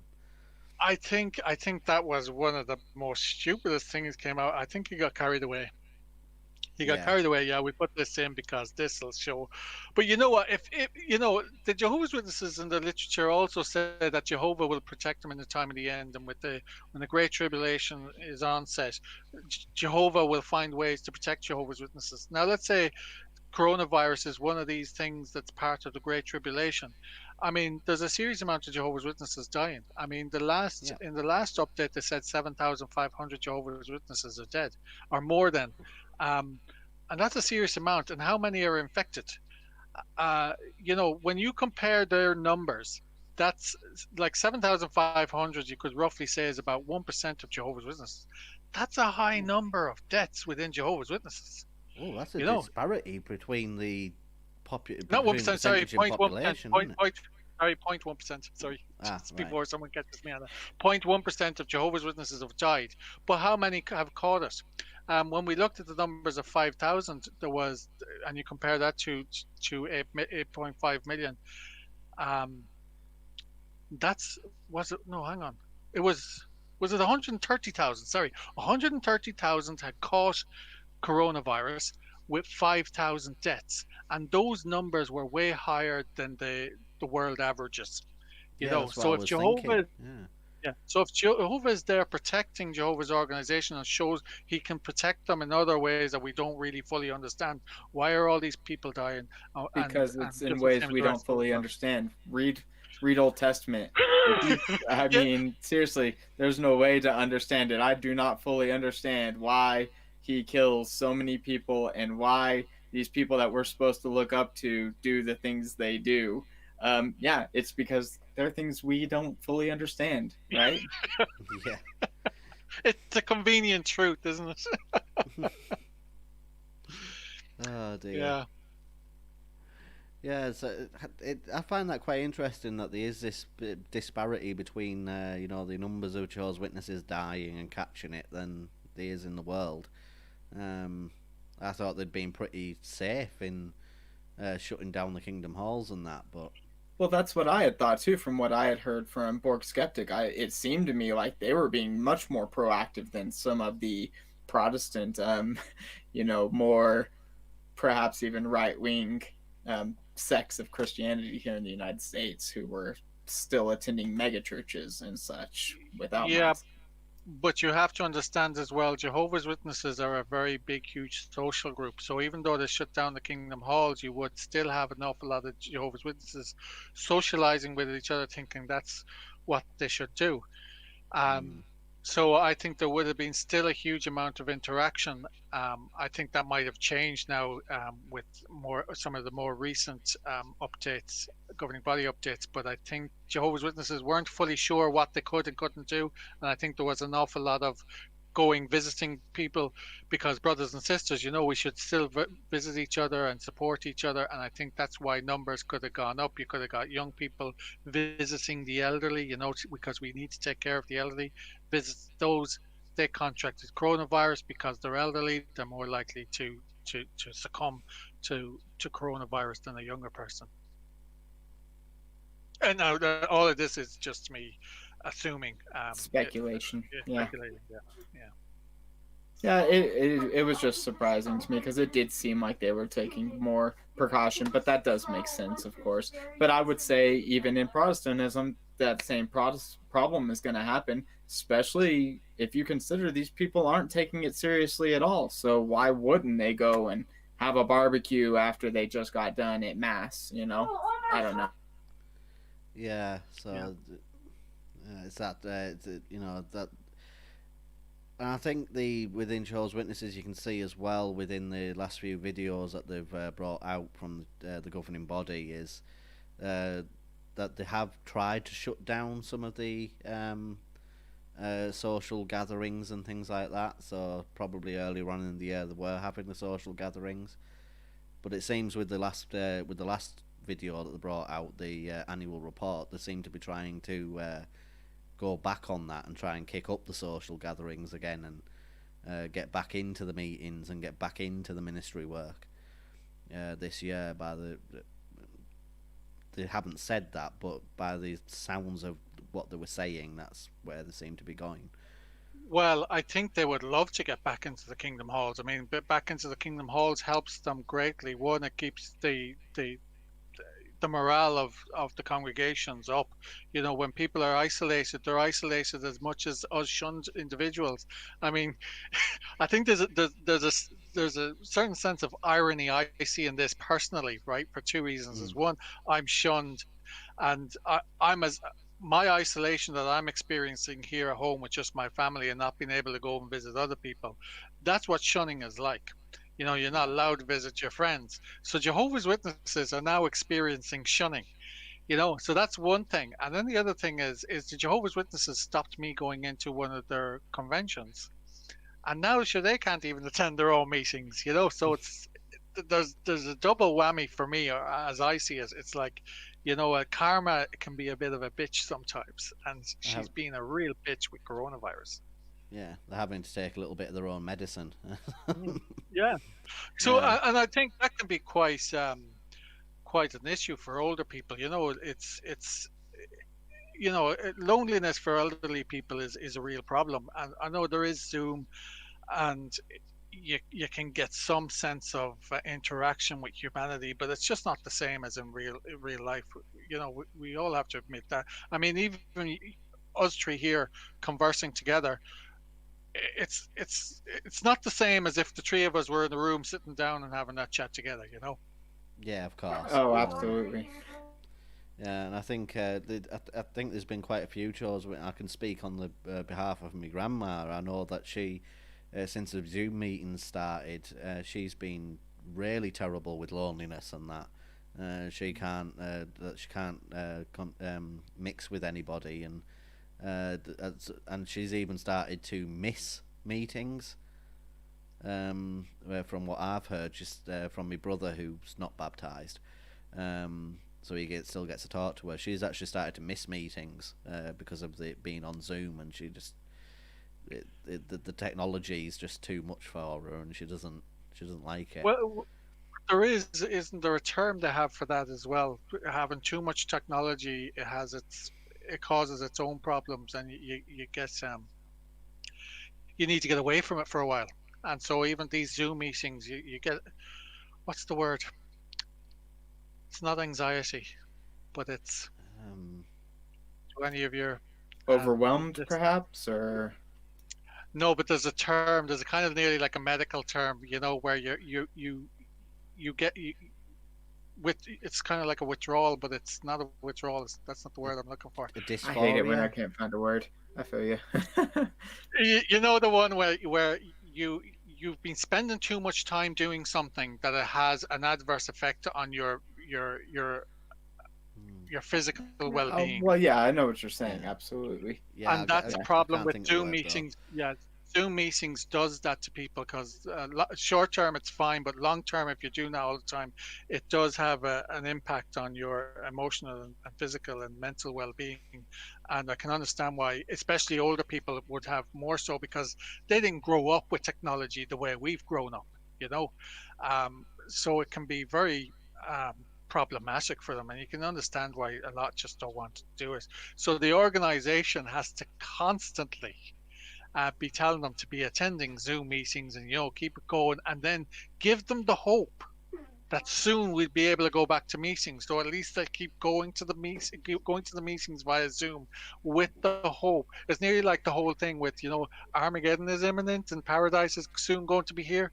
Well, coronavirus is soon to end, and we'll be back at our meetings. So keep going, keep persevering, remain loyal. All this nonsense. Yeah, it's Yeah. both ways, isn't it? There's a question in the chat. I don't know if you want to answer it, Jason. Cat the Humanist is asking: is the Rapture and Armageddon about the same time, with the Rapture first in Jehovah's Witnesses? Yeah, so for years and years, the Jehovah's Witnesses didn't believe in the rapture. But in recent literature, I believe they've put in things that there is a rapture. So any remaining of those of the 144,000 will be raptured up and will then probably be fitted with a horse, long robes, and a sword and go with Jesus to kill all the bad people on earth. So I yeah, love how it'll they be can before change it up so Armageddon. much, Yeah, yeah. like so constantly and so like you were like, oh, they used to not believe in it, now they believe in Armageddon. That's a huge thing to like not believe in and then all of a sudden believe in. It's Oh, not so like they believe subtle in changes. they believe in Armageddon, but they didn't believe in the rapture. So Or they the believe, rapture. I yeah. mean, yeah, that's what I meant. Yeah. See But what still, that's a huge thing. but it's like with all their doctrine. It's when things don't work out the way they're supposed to, they have to change it. So they changed the generations. So they changed to the rapture because what was supposed to happen was all the 144,000 or the remaining ones of them were supposed to all die off. And by the time they all died off, we'd know that Armageddon is going to come now. So Armageddon was supposed to come right after all the 144,000 had died. So there was no need for a rapture. So the rapture wasn't a biblical thing for them. But now that the numbers had, so they had dropped down to about just under 6,000, and then they went right back up to, they're currently up at 19,000 or 20,000. So there's more people going to heaven within Jehovah's Witnesses than there was last year and the year before that and the year before that. It's been going up and up, so they had to change the doctrine and then say, well, we don't know how many are really of the 144,000 living now. So what will happen is those that are left remaining that are really of the 144,000 will be raptured up, and Armageddon will be straight away, and you'll all die, except for the good ones. As long as you're baptized and in good standing with God's spirit-directed organization, or no, Jehovah's organization. It's silly, really. Their organization is extremely flux. They can change it any which way they want at any moment in time. Yeah, I think that's an interesting talking point. Is the number of the number of the 144,000 that are claiming to be anointed, or the number of people that are claiming to be anointed, and of the 144,000, because that's something that's changed since I was a Jehovah's Witness, and obviously since you were a Jehovah's Witness. When I was a kid, I was taught that the anointed were the faithful and discreet slave. They were the ones who were receiving information from Jehovah and guiding the governing body. Were just didn't really have the power they have today. But now it's changed, so the governing body are the faithful and discreet slave, and not the anointed. Which is a convenient change. Yeah. And in fact, if you go back through the years, and if you look at apostates, what they were saying years ago, when it was that the faithful and discreet slave were all of the anointed. So the fact, I'm not sure if you understand what we talk about with the anointed. The anointed is the same as the 144,000, right? And they used to use the term in the Bible in Matthew 24:45, where it talks about the faithful and discreet slave, to identify those with a heavenly hope, known as the. Did we lose him for a second? Oh yeah, we've lost your video and audio there, Jason. Unfortunately, but I think I do have it pretty much makes sense. The anointed, and I did kind of was wondering like, Jason, there you back? We got you back. I'm back, yeah. You just so there's clearly been more than 144,000 people who have claimed to be anointed, correct? Within Jehovah's Witnesses, it's very hard to know. Yeah. Okay. It's very hard to know because the numbers, they don't reveal the numbers, they don't reveal the demographic, they don't reveal anything about these individuals, just that they give us a number of them. They're the ones who were taking the wine and the bread at the memorials, so they count those people who take that. Plus, I've heard some interviews with some Bethelites who were talking about it's sort of expected of certain people that if you want to advance in the organisation past a certain point, you need to start partaking and claim that you're partaking of the bread and wine, because in Jehovah's Witnesses that's how you identify yourself as one of the 144,000. Yeah, because you can't become a member of the governing body unless you're partaking. So you conveniently have to start partaking, and the younger you start, maybe the better, because you have a better chance, especially if you're really that way inclined and you're doing all the right things that you maybe be called to become one. It's a big boys club. But the whole thing with the numbers, what were we talking about? We talked about The anointed. the faithful and discreet slave. Yeah. So they changed that in 2009. Well, they started the process in 2009 of changing it from all of the anointed living on Earth, the remaining ones living on Earth, to the governing body, and that took a period of about 4 years, from 2009 to 2013. Because what they do with all of these type of doctrines, if you look back through the literature, is they slowly feed them in, slowly feed it for the org, so that the members start reading little bits about the change, and they might mix in the idea that the governing body, who represents the faithful and discreet slave, and then suddenly it's like, well, now we have looked at the doctrine again, and it makes more sense that the governing body is the faithful and discreet slave, not all of the anointed. So they changed that in 2013. It's a convenient change, and I think the change was put in there, and I think it might have had to relate to do with ownership and control, power, because if the anointed are all the faithful and discreet slave, well, they have as much control over the organization as the governing body, and you can be sure that someone maybe challenged them, and so they had to change the doctrine. Yeah, and it's also around about the time that they started doing the JW broadcasting, and the governing body started becoming a lot more prominent within the religion, setting themselves up as the leadership.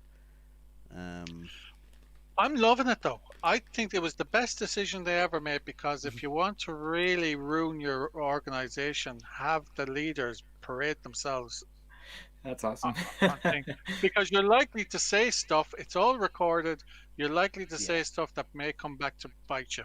And sure, I mean, I think Stephen Lett and Anthony Morris, those two particularly, are liable to say anything when they go on publicly. So I'm like, yeah, it's great, because everything is recorded, and once it's recorded, you can't take it back. Even if it's deleted from jw.org, it's still elsewhere. Especially Tony Morris, because he seems to be pissed on every time he appears. He does talk with a slur, doesn't he? He does. He does. I think the man really has a drink problem and doesn't know how to hide it. I mean, the very fact that on a Sunday morning he went to an off license. I was just about to mention that. To buy 10 or 12 bottles of Macallan's whiskey and a few other bottles of wine. I mean, why are you doing it during the time that's supposed to be the meeting? And why are you going in kind of hiding your identity nearly in a trench coat? I mean, this is like the Pope Francis going down to his local offie and hoping no one recognizes him by wearing a big Macintosh, and buying a whole load of alcohol in a trolley and wheeling it out to his car. I mean, it really is the most embarrassing thing, and he'll never live it down, not till the day he dies. And the very fact that he slurs when he talks now, it feeds into that he's an alcoholic. Whether he is or he isn't, I can't make that call. I don't know how much he's drinking, but the very fact that you're buying so much alcohol and you do speak with a slur, it kind of indicates that you might have he gave the excuse it was his wife. That was the excuse he gave. It was his wife he was buying it for. But does that make it okay? Like, and somehow, I mean, aren't they joined? Know. Yeah. But his wife, then, does his wife have an alcohol problem? Someone has an alcohol problem then, Yeah. That's what I'm saying, and he's like the top dog here. Shouldn't there, like, it doesn't matter if it's him or her, there's clearly a problem.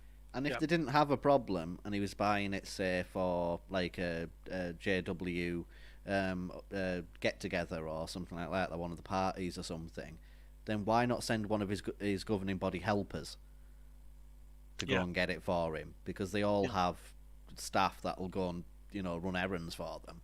Why is he doing it at Sunday morning? Why is he driving 24 miles away from where he lives? Unless you want to hide what you're doing. To stores.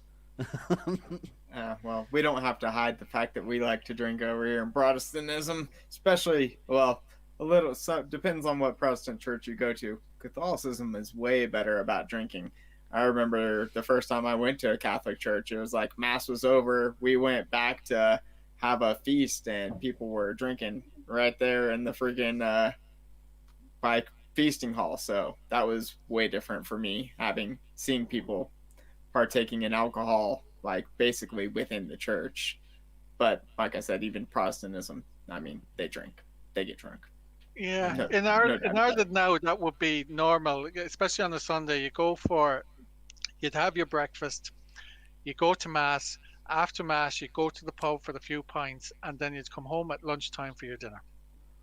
That was religiously a lot of Irish did years ago. It's definitely when I was a young fella.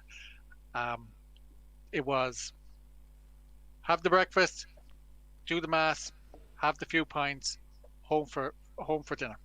And then the evening would be either visiting friends or whatever. But yeah, 2 or 3 pints in the morning right after mass. Yeah, absolutely. That was amazing to me.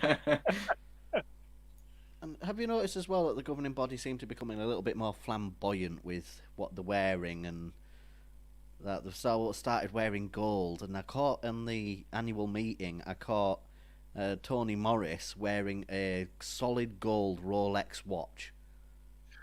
Well, so I don't really have much opinion on that because it's very hard to see from the images exactly what watch to have. I know people have shown two different images, but still, it's not clear enough to be able to prove the point. Um, I think anyone's entitled to wear whatever they want. Mm.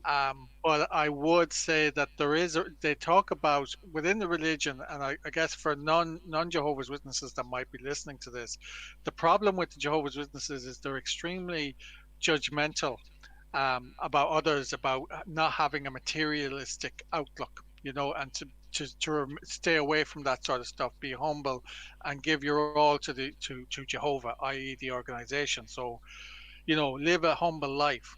And I think it's quite hypocritical to be parading yourself on stage, telling everyone to leave, not have anything material, and actually try and downsize and give more to the organization, while you're parading around with loads of rings on your fingers, maybe on your pinky and what have you, and that maybe having Well, that's the uh, same problem we fancy have. watches or whatever. It's It goes hypocritical. it Yeah, goes as exactly. far as prosperity gospel here, to where they're teaching that they have millions of dollars because God has granted them that prosperity gospel. They are so good in God's eyes that they deserve to have a mansion and have these mega churches and such. And Well, it's it's not really like that with Jehovah's Witnesses and the governing body. Not to that degree. With the governing body, they're meant to be the best servants of Jehovah. They're meant to be, give them. They're actually in the doctrine meant to give their all more than anyone else. So it's not like Jehovah's granting them anything. They're supposed to be living in the Bethel grounds. They're meant to be living off of the organisation. So they get provided their meals and their home and all of that. They're not even meant to the governing actually. body. Yeah, even the governing body are meant to. Well, that's where the Jehovah's Witnesses are told that they live. But I wouldn't be surprised if they did have properties of their own elsewhere, other than there. But that's where the Jehovah's Witnesses believe that they live, and and everything. And they're not meant to have fancy cars and mansions and you know gold wristwatches and all of this. But clearly they seem to. Yeah, see, if we don't see the money and how it's being used, we don't know how much to have. And I mean, there is another activist called the Blue Envelope, I've seen and his stuff. Yeah. yeah, he does really good stuff. But one of his videos is on Stephen Lett and his buying and selling of property down in Alabama, and that's a quite an interesting thing because it shows another aspect of the governing body, that they can still be salesmen, and you know, and being into stocks and all this sort of stuff. So, how much money do they have, and how much money are they accumulating, and where are they getting their money from to be able to do buying and selling? If Yeah. they're doing any of that, or what are they doing outside? We don't know, and yet they're supposed to give a vow to Jehovah. The vow of poverty. So, if they're given a vow of poverty, what does that entail exactly? Does it mean you can still accumulate wealth outside of that activity, or does it mean that your vow of poverty is governs your whole life? It seems to be that no, there's interpretations of how that vow of poverty works, and again, it comes into this hypocrisy, and it just shows to me, as a religion, they're not very transparent, but they are very, very good at making it look like they are. Definitely. Yeah, I think that that's a point I wanted to bring up earlier. Is you the Jehovah's Witness seem to try a lot harder to seem like they are holy, whereas you see here in America, it's just you see right through them. And you made the point earlier about evangelicals. Like, it's a lot of the times you see right through these people. I don't know if you know who Joel Osteen is, and I hate to Yeah. call people out, but he's, one of the best examples. He was the example I was making earlier about having mansions and stuff, and this is all from the church. This isn't from stock markets or selling land. This is from his constituents. So it's But it's a but it's pretty messed in up. America, in the US, I think it's religion is a great business because you have tax-free status. The only thing that you will charge tax for is if you sell anything. But if you sell nothing other than an idea, which is what religions really sell, you're complete tax-free exemption. So you can buy stuff. I mean, he can buy a jet if he likes, and he can have Yeah. that tax-free if it's used for the church. And I suppose he's kind of thrown it back at the adherents, and the adherents to me are a bit either totally and utterly brainwashed or just idiots that they can't see through that you're paying for his extravagant life. Whereas at least if the Jehovah's Witnesses have an extravagant life, they can hide it very, very well, and they can make it look like they I, don't have a comfortable life, even though they do have a comfortable life. They well, have I think nothing that to that's a worry better for. idea Yeah. because I mean that's way more convincing than people like him. Where I mean, I just don't understand how people can look at that and be like, oh yeah, he's genuine. I just Yeah. whereas Jehovah's Witness, at least they're trying to hide it. Yeah. Yeah. Yeah. I don't know. I had something I wanted to ask you, but it's completely gone out my mind now. Um, I'll try and think about what that was. There was another question in the chat, which from Cat the Humanist, who doesn't know too much about Jehovah's Witnesses. Do they think that the wine? This is when we were talking about the memorial and the wine and the bread. Do they think that the wine and bread turn into Jesus' blood and body in your stomach? No, so they're not like the Catholic Church where they think it's actually the real Jesus' blood and his actual flesh. No, they just think it's a symbol of his blood and a symbol of his flesh, signifying that him dying for our sins. You know. Yeah, Whether or yeah. not be So a symbol, it's still taken representation. very serious. So Yeah, definitely. Yeah. So, uh, still trying to think what the point was. I hate when that happens. When hey, all three of us have questions. had a brain fart now, so at least it's equal. Yeah, I it blame is the Monday too. cider. Yeah, I feel a lot less bad. I started the whole trend, so Hmm. Yeah, I mean, on the point with the governing body, and I find it quite horrible, really, that they seem to be able to spend money on lavish things and things like that, and seem to have these nice, cushy lifestyles, and then the telling children, oh, don't save up money. Put your savings from your break open your piggy banks and instead of buying ice cream, give it to the organisation. hey, I it's find that harder for a quite. rich man to go to heaven than for a camel to go through the eye of a needle, correct? That's correct. Actually, Yeah. now you just brought a point to me, Borg Skeptic. It's the point that the Jehovah's Witnesses are always asking for donations and constantly asking for donations, but never do you ever see Jehovah's Witnesses saying, with the poor in their congregations, giving them money or giving them some physical support by the organization. Yeah, you do see the congregation might help out a poor brother or sister, but the religious group doesn't send money to to the congregation and say use this to help the brothers and sisters.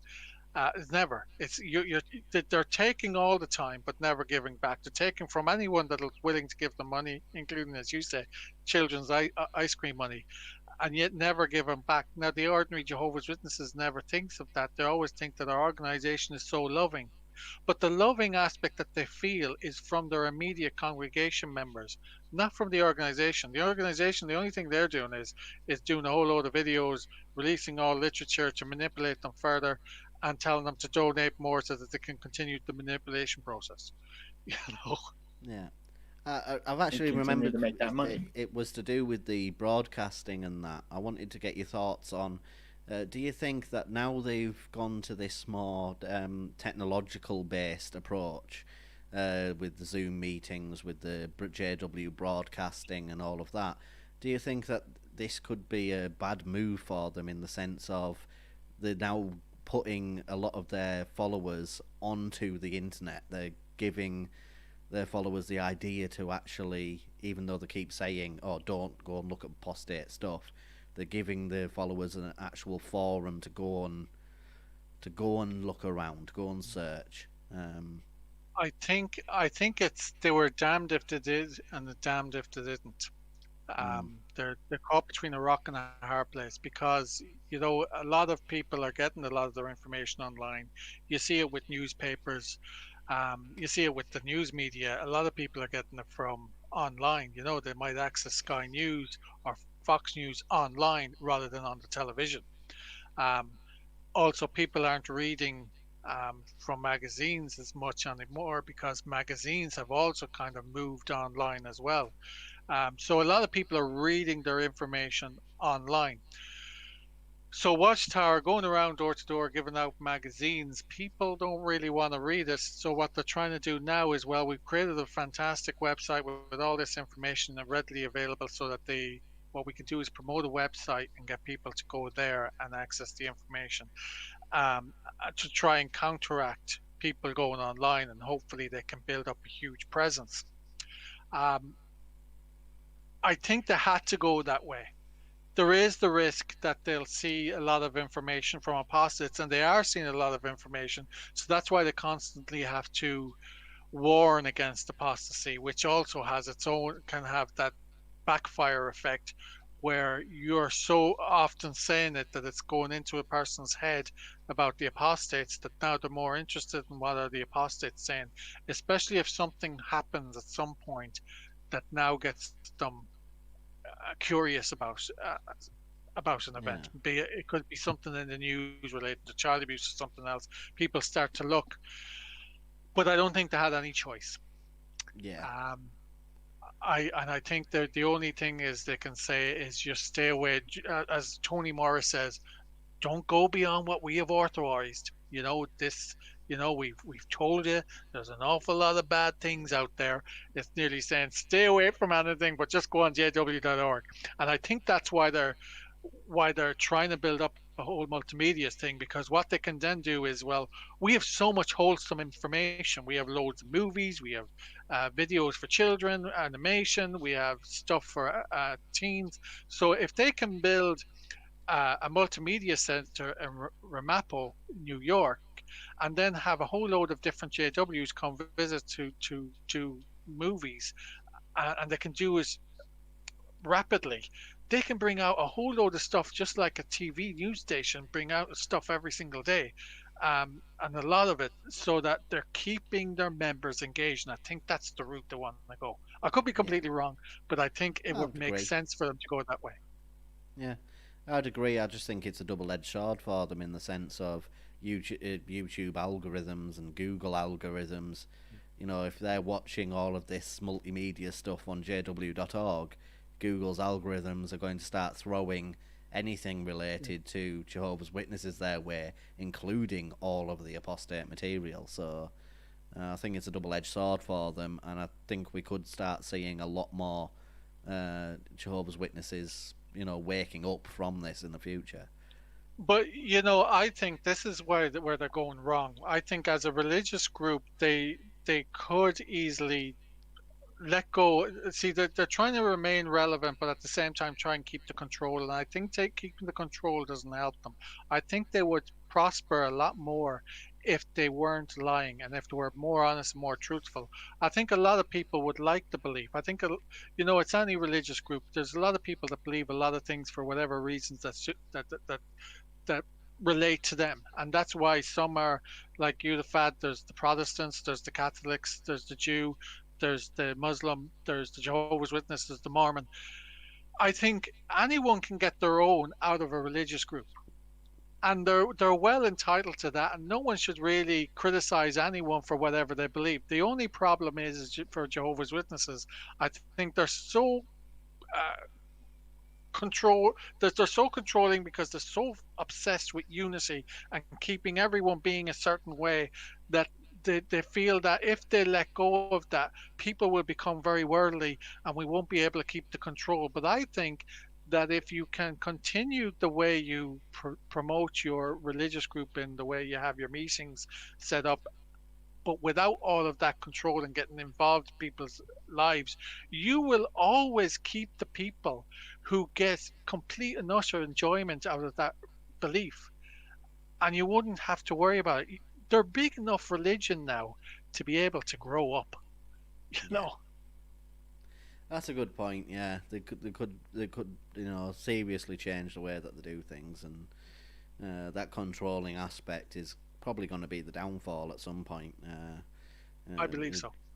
yeah, that's really good. I mean, if there will be a downfall, like I say, there are so many things that are so backward about so many different belief systems.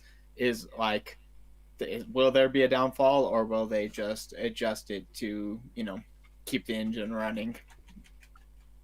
Well, Good luck, I hope question. that they adjust to keep the engine running and adjust in a positive way. But if they continue, because they're coming down harder with the whole shunning, and they're enforcing it more and telling parents to shun their children, for children to shun their parents, and so forth, to a level that it does no one any good. It hurts it hurts both people. It hurts those you shun and those who are being shunned. So you can't say that the person that's shunning me enjoy shunning me, because they don't. And the person shunning Borg Skeptic doesn't enjoy shunning Borg Skeptic. They're doing it because they believe that they have to do it because God will reward them or God will punish them. And that has its own uh, impact on a person's well-being as well. And I think long term, short term it might work, but long term it's going to have nasty effects on the members when they're shunning for very long times or even throughout their whole life. You know, like we've heard of people who have shunned their brothers and sisters for maybe 15, 20 years and then got back with them because they ended up getting this fellowship or discovered that they no longer believe this religious group, and they wasted all that time. But I think people who are shunning, or who are shunning all the time, they lose the sense of strong relationships. And I think strong relationships are the embodiment of civilization. They hold it all together. I mean, you and I don't know if you have, but I have Mm. good, strong relationships with friends of mine that I've had for years and will continue to have. And it's not like any religious beliefs will get involved in there. Yeah, we might have a disagreement from time to time, but the bond is strong, and it's those bonds that we need to keep. And I think also from a governmental perspective, shunning doesn't help, because what it does is it destroys family relationships, and families are the fabric of Yeah. civilization. If you damage that, you damage civilization. So long term, it's not a good thing shunning people, especially parents and children. I like that you were able to say that you hope the organization changes for the better. Yeah. I've come across a lot recently, and it goes back to what you said. You just don't want shunning. Like, you if you don't want them to shun, then you're not going to shun them. Of course. Um, and I've run into a lot of people that maybe share the same opinion as I do, but will completely shut people out that have different opinions. Or if you say that if you even talk about that idea, you are platforming that idea. And I just think it's admirable of you to be able to look at it and say, hey, I hope it gets better, because most people would expect you to be like, I hope it goes down, basically. Yeah, because I guess a lot of people are hurt. You see, for me, I'm not really hurt, right? My mum doesn't talk to me and my sister doesn't talk to me, but I came from what you call a divided household. So half my family were never Jehovah's Witnesses and the other half are. And that's actually been helpful in a sense, because at least I still have, like, I have all my cousins. I have loads of cousins. I'm an Irish lad, so we have loads of cousins. I mean, I have about 40 cousins, and my dad is one of 11 and my mum is one of 7. So you think, oh, they have children. There's hundreds of them. So the only people that are shunning me is my mum, my sister, her husband, and their 2 children, or 3 children. Now, their 3 children don't know me. They have no idea who I am. They met me a couple of times, and when I told them I was their uncle, they didn't believe it. but that's all that's shunning me. So it's not really too bad. It's hurting my mother more than it's hurting me, because my mum has no one. My dad is dead.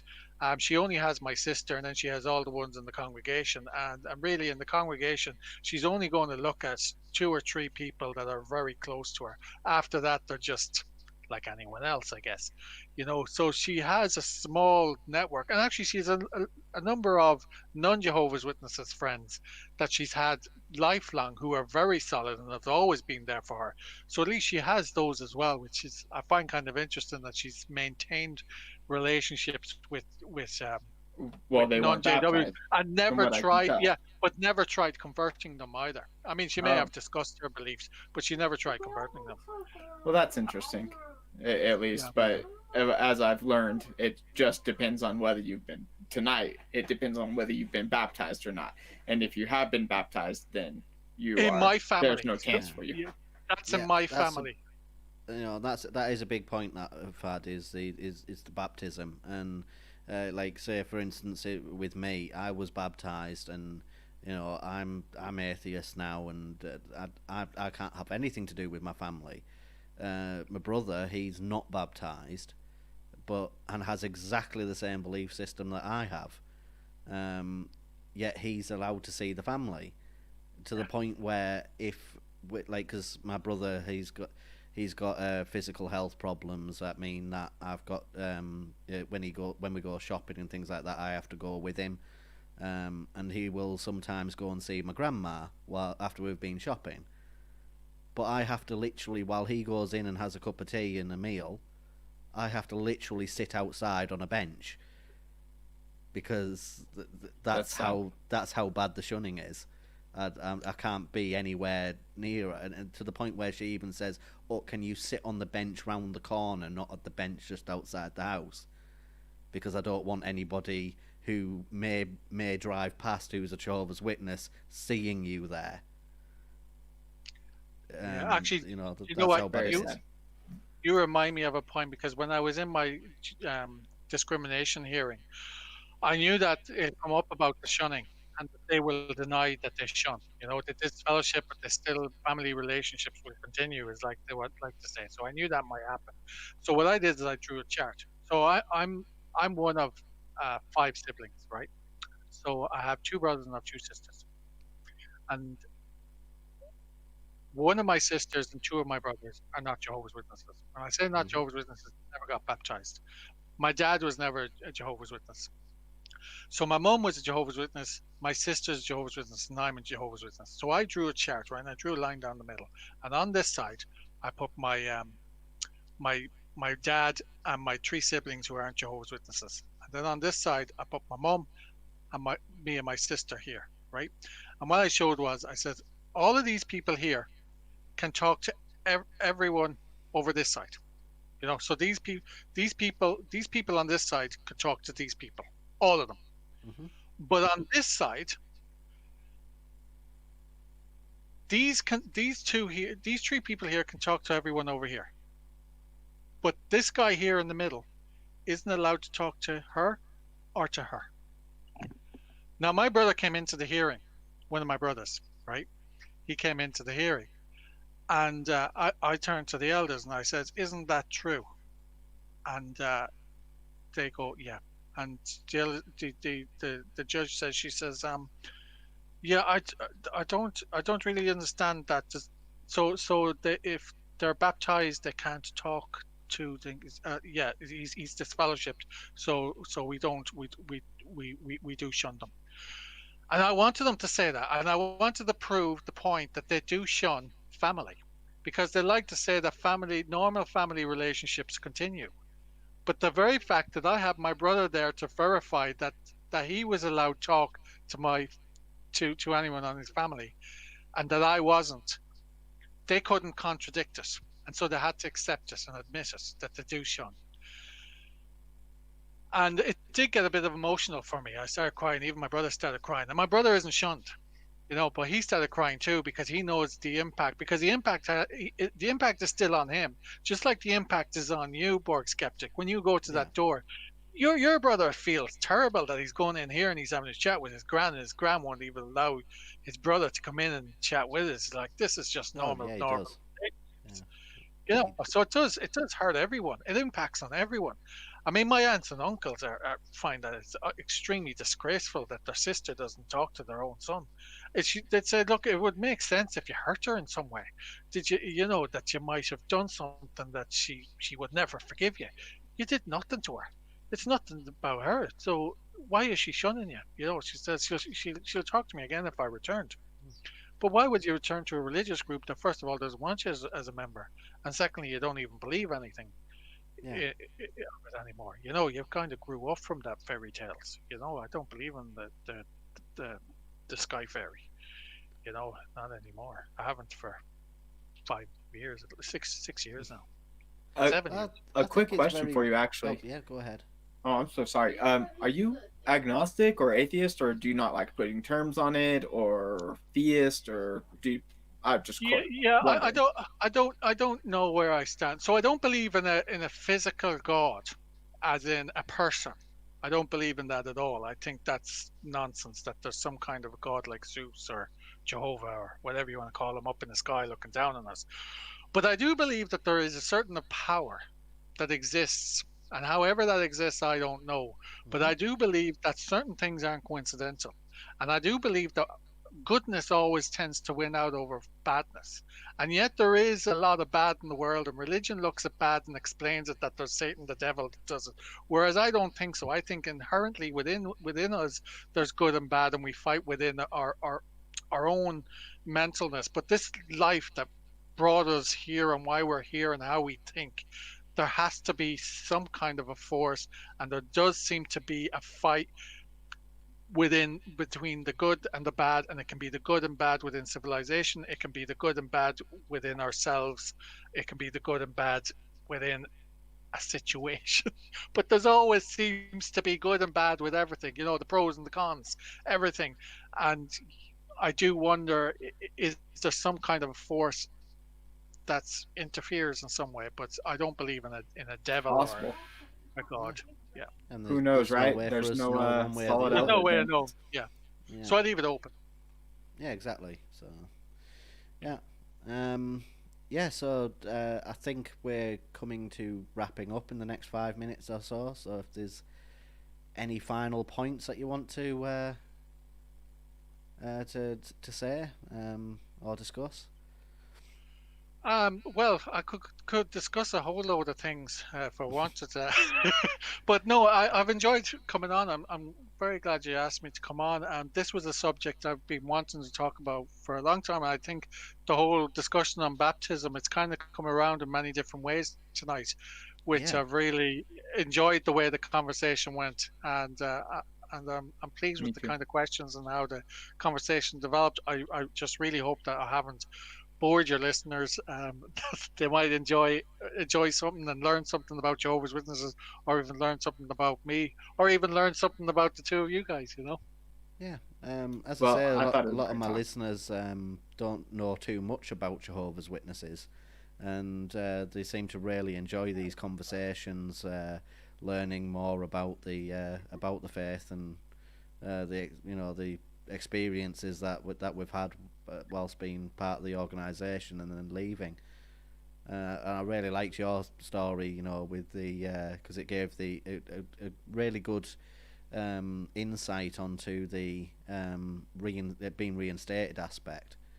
Yeah. I had no idea about that. Yeah, that's cool. Yeah, I guess it's not something that's discussed very much. I haven't seen it discussed much on YouTube at all. So yeah, I'm Well, glad that we got through that. the discussion. reason there's me and Kat the Humanist and so many people out there that don't know about JW is because, it's, if you are a part of an Abrahamic religion that isn't Jehovah's Witness, it's described as the boogeyman. And if you're not a part of an Abrahamic religion, well then, why would you Join answer your the door to Abrahamic.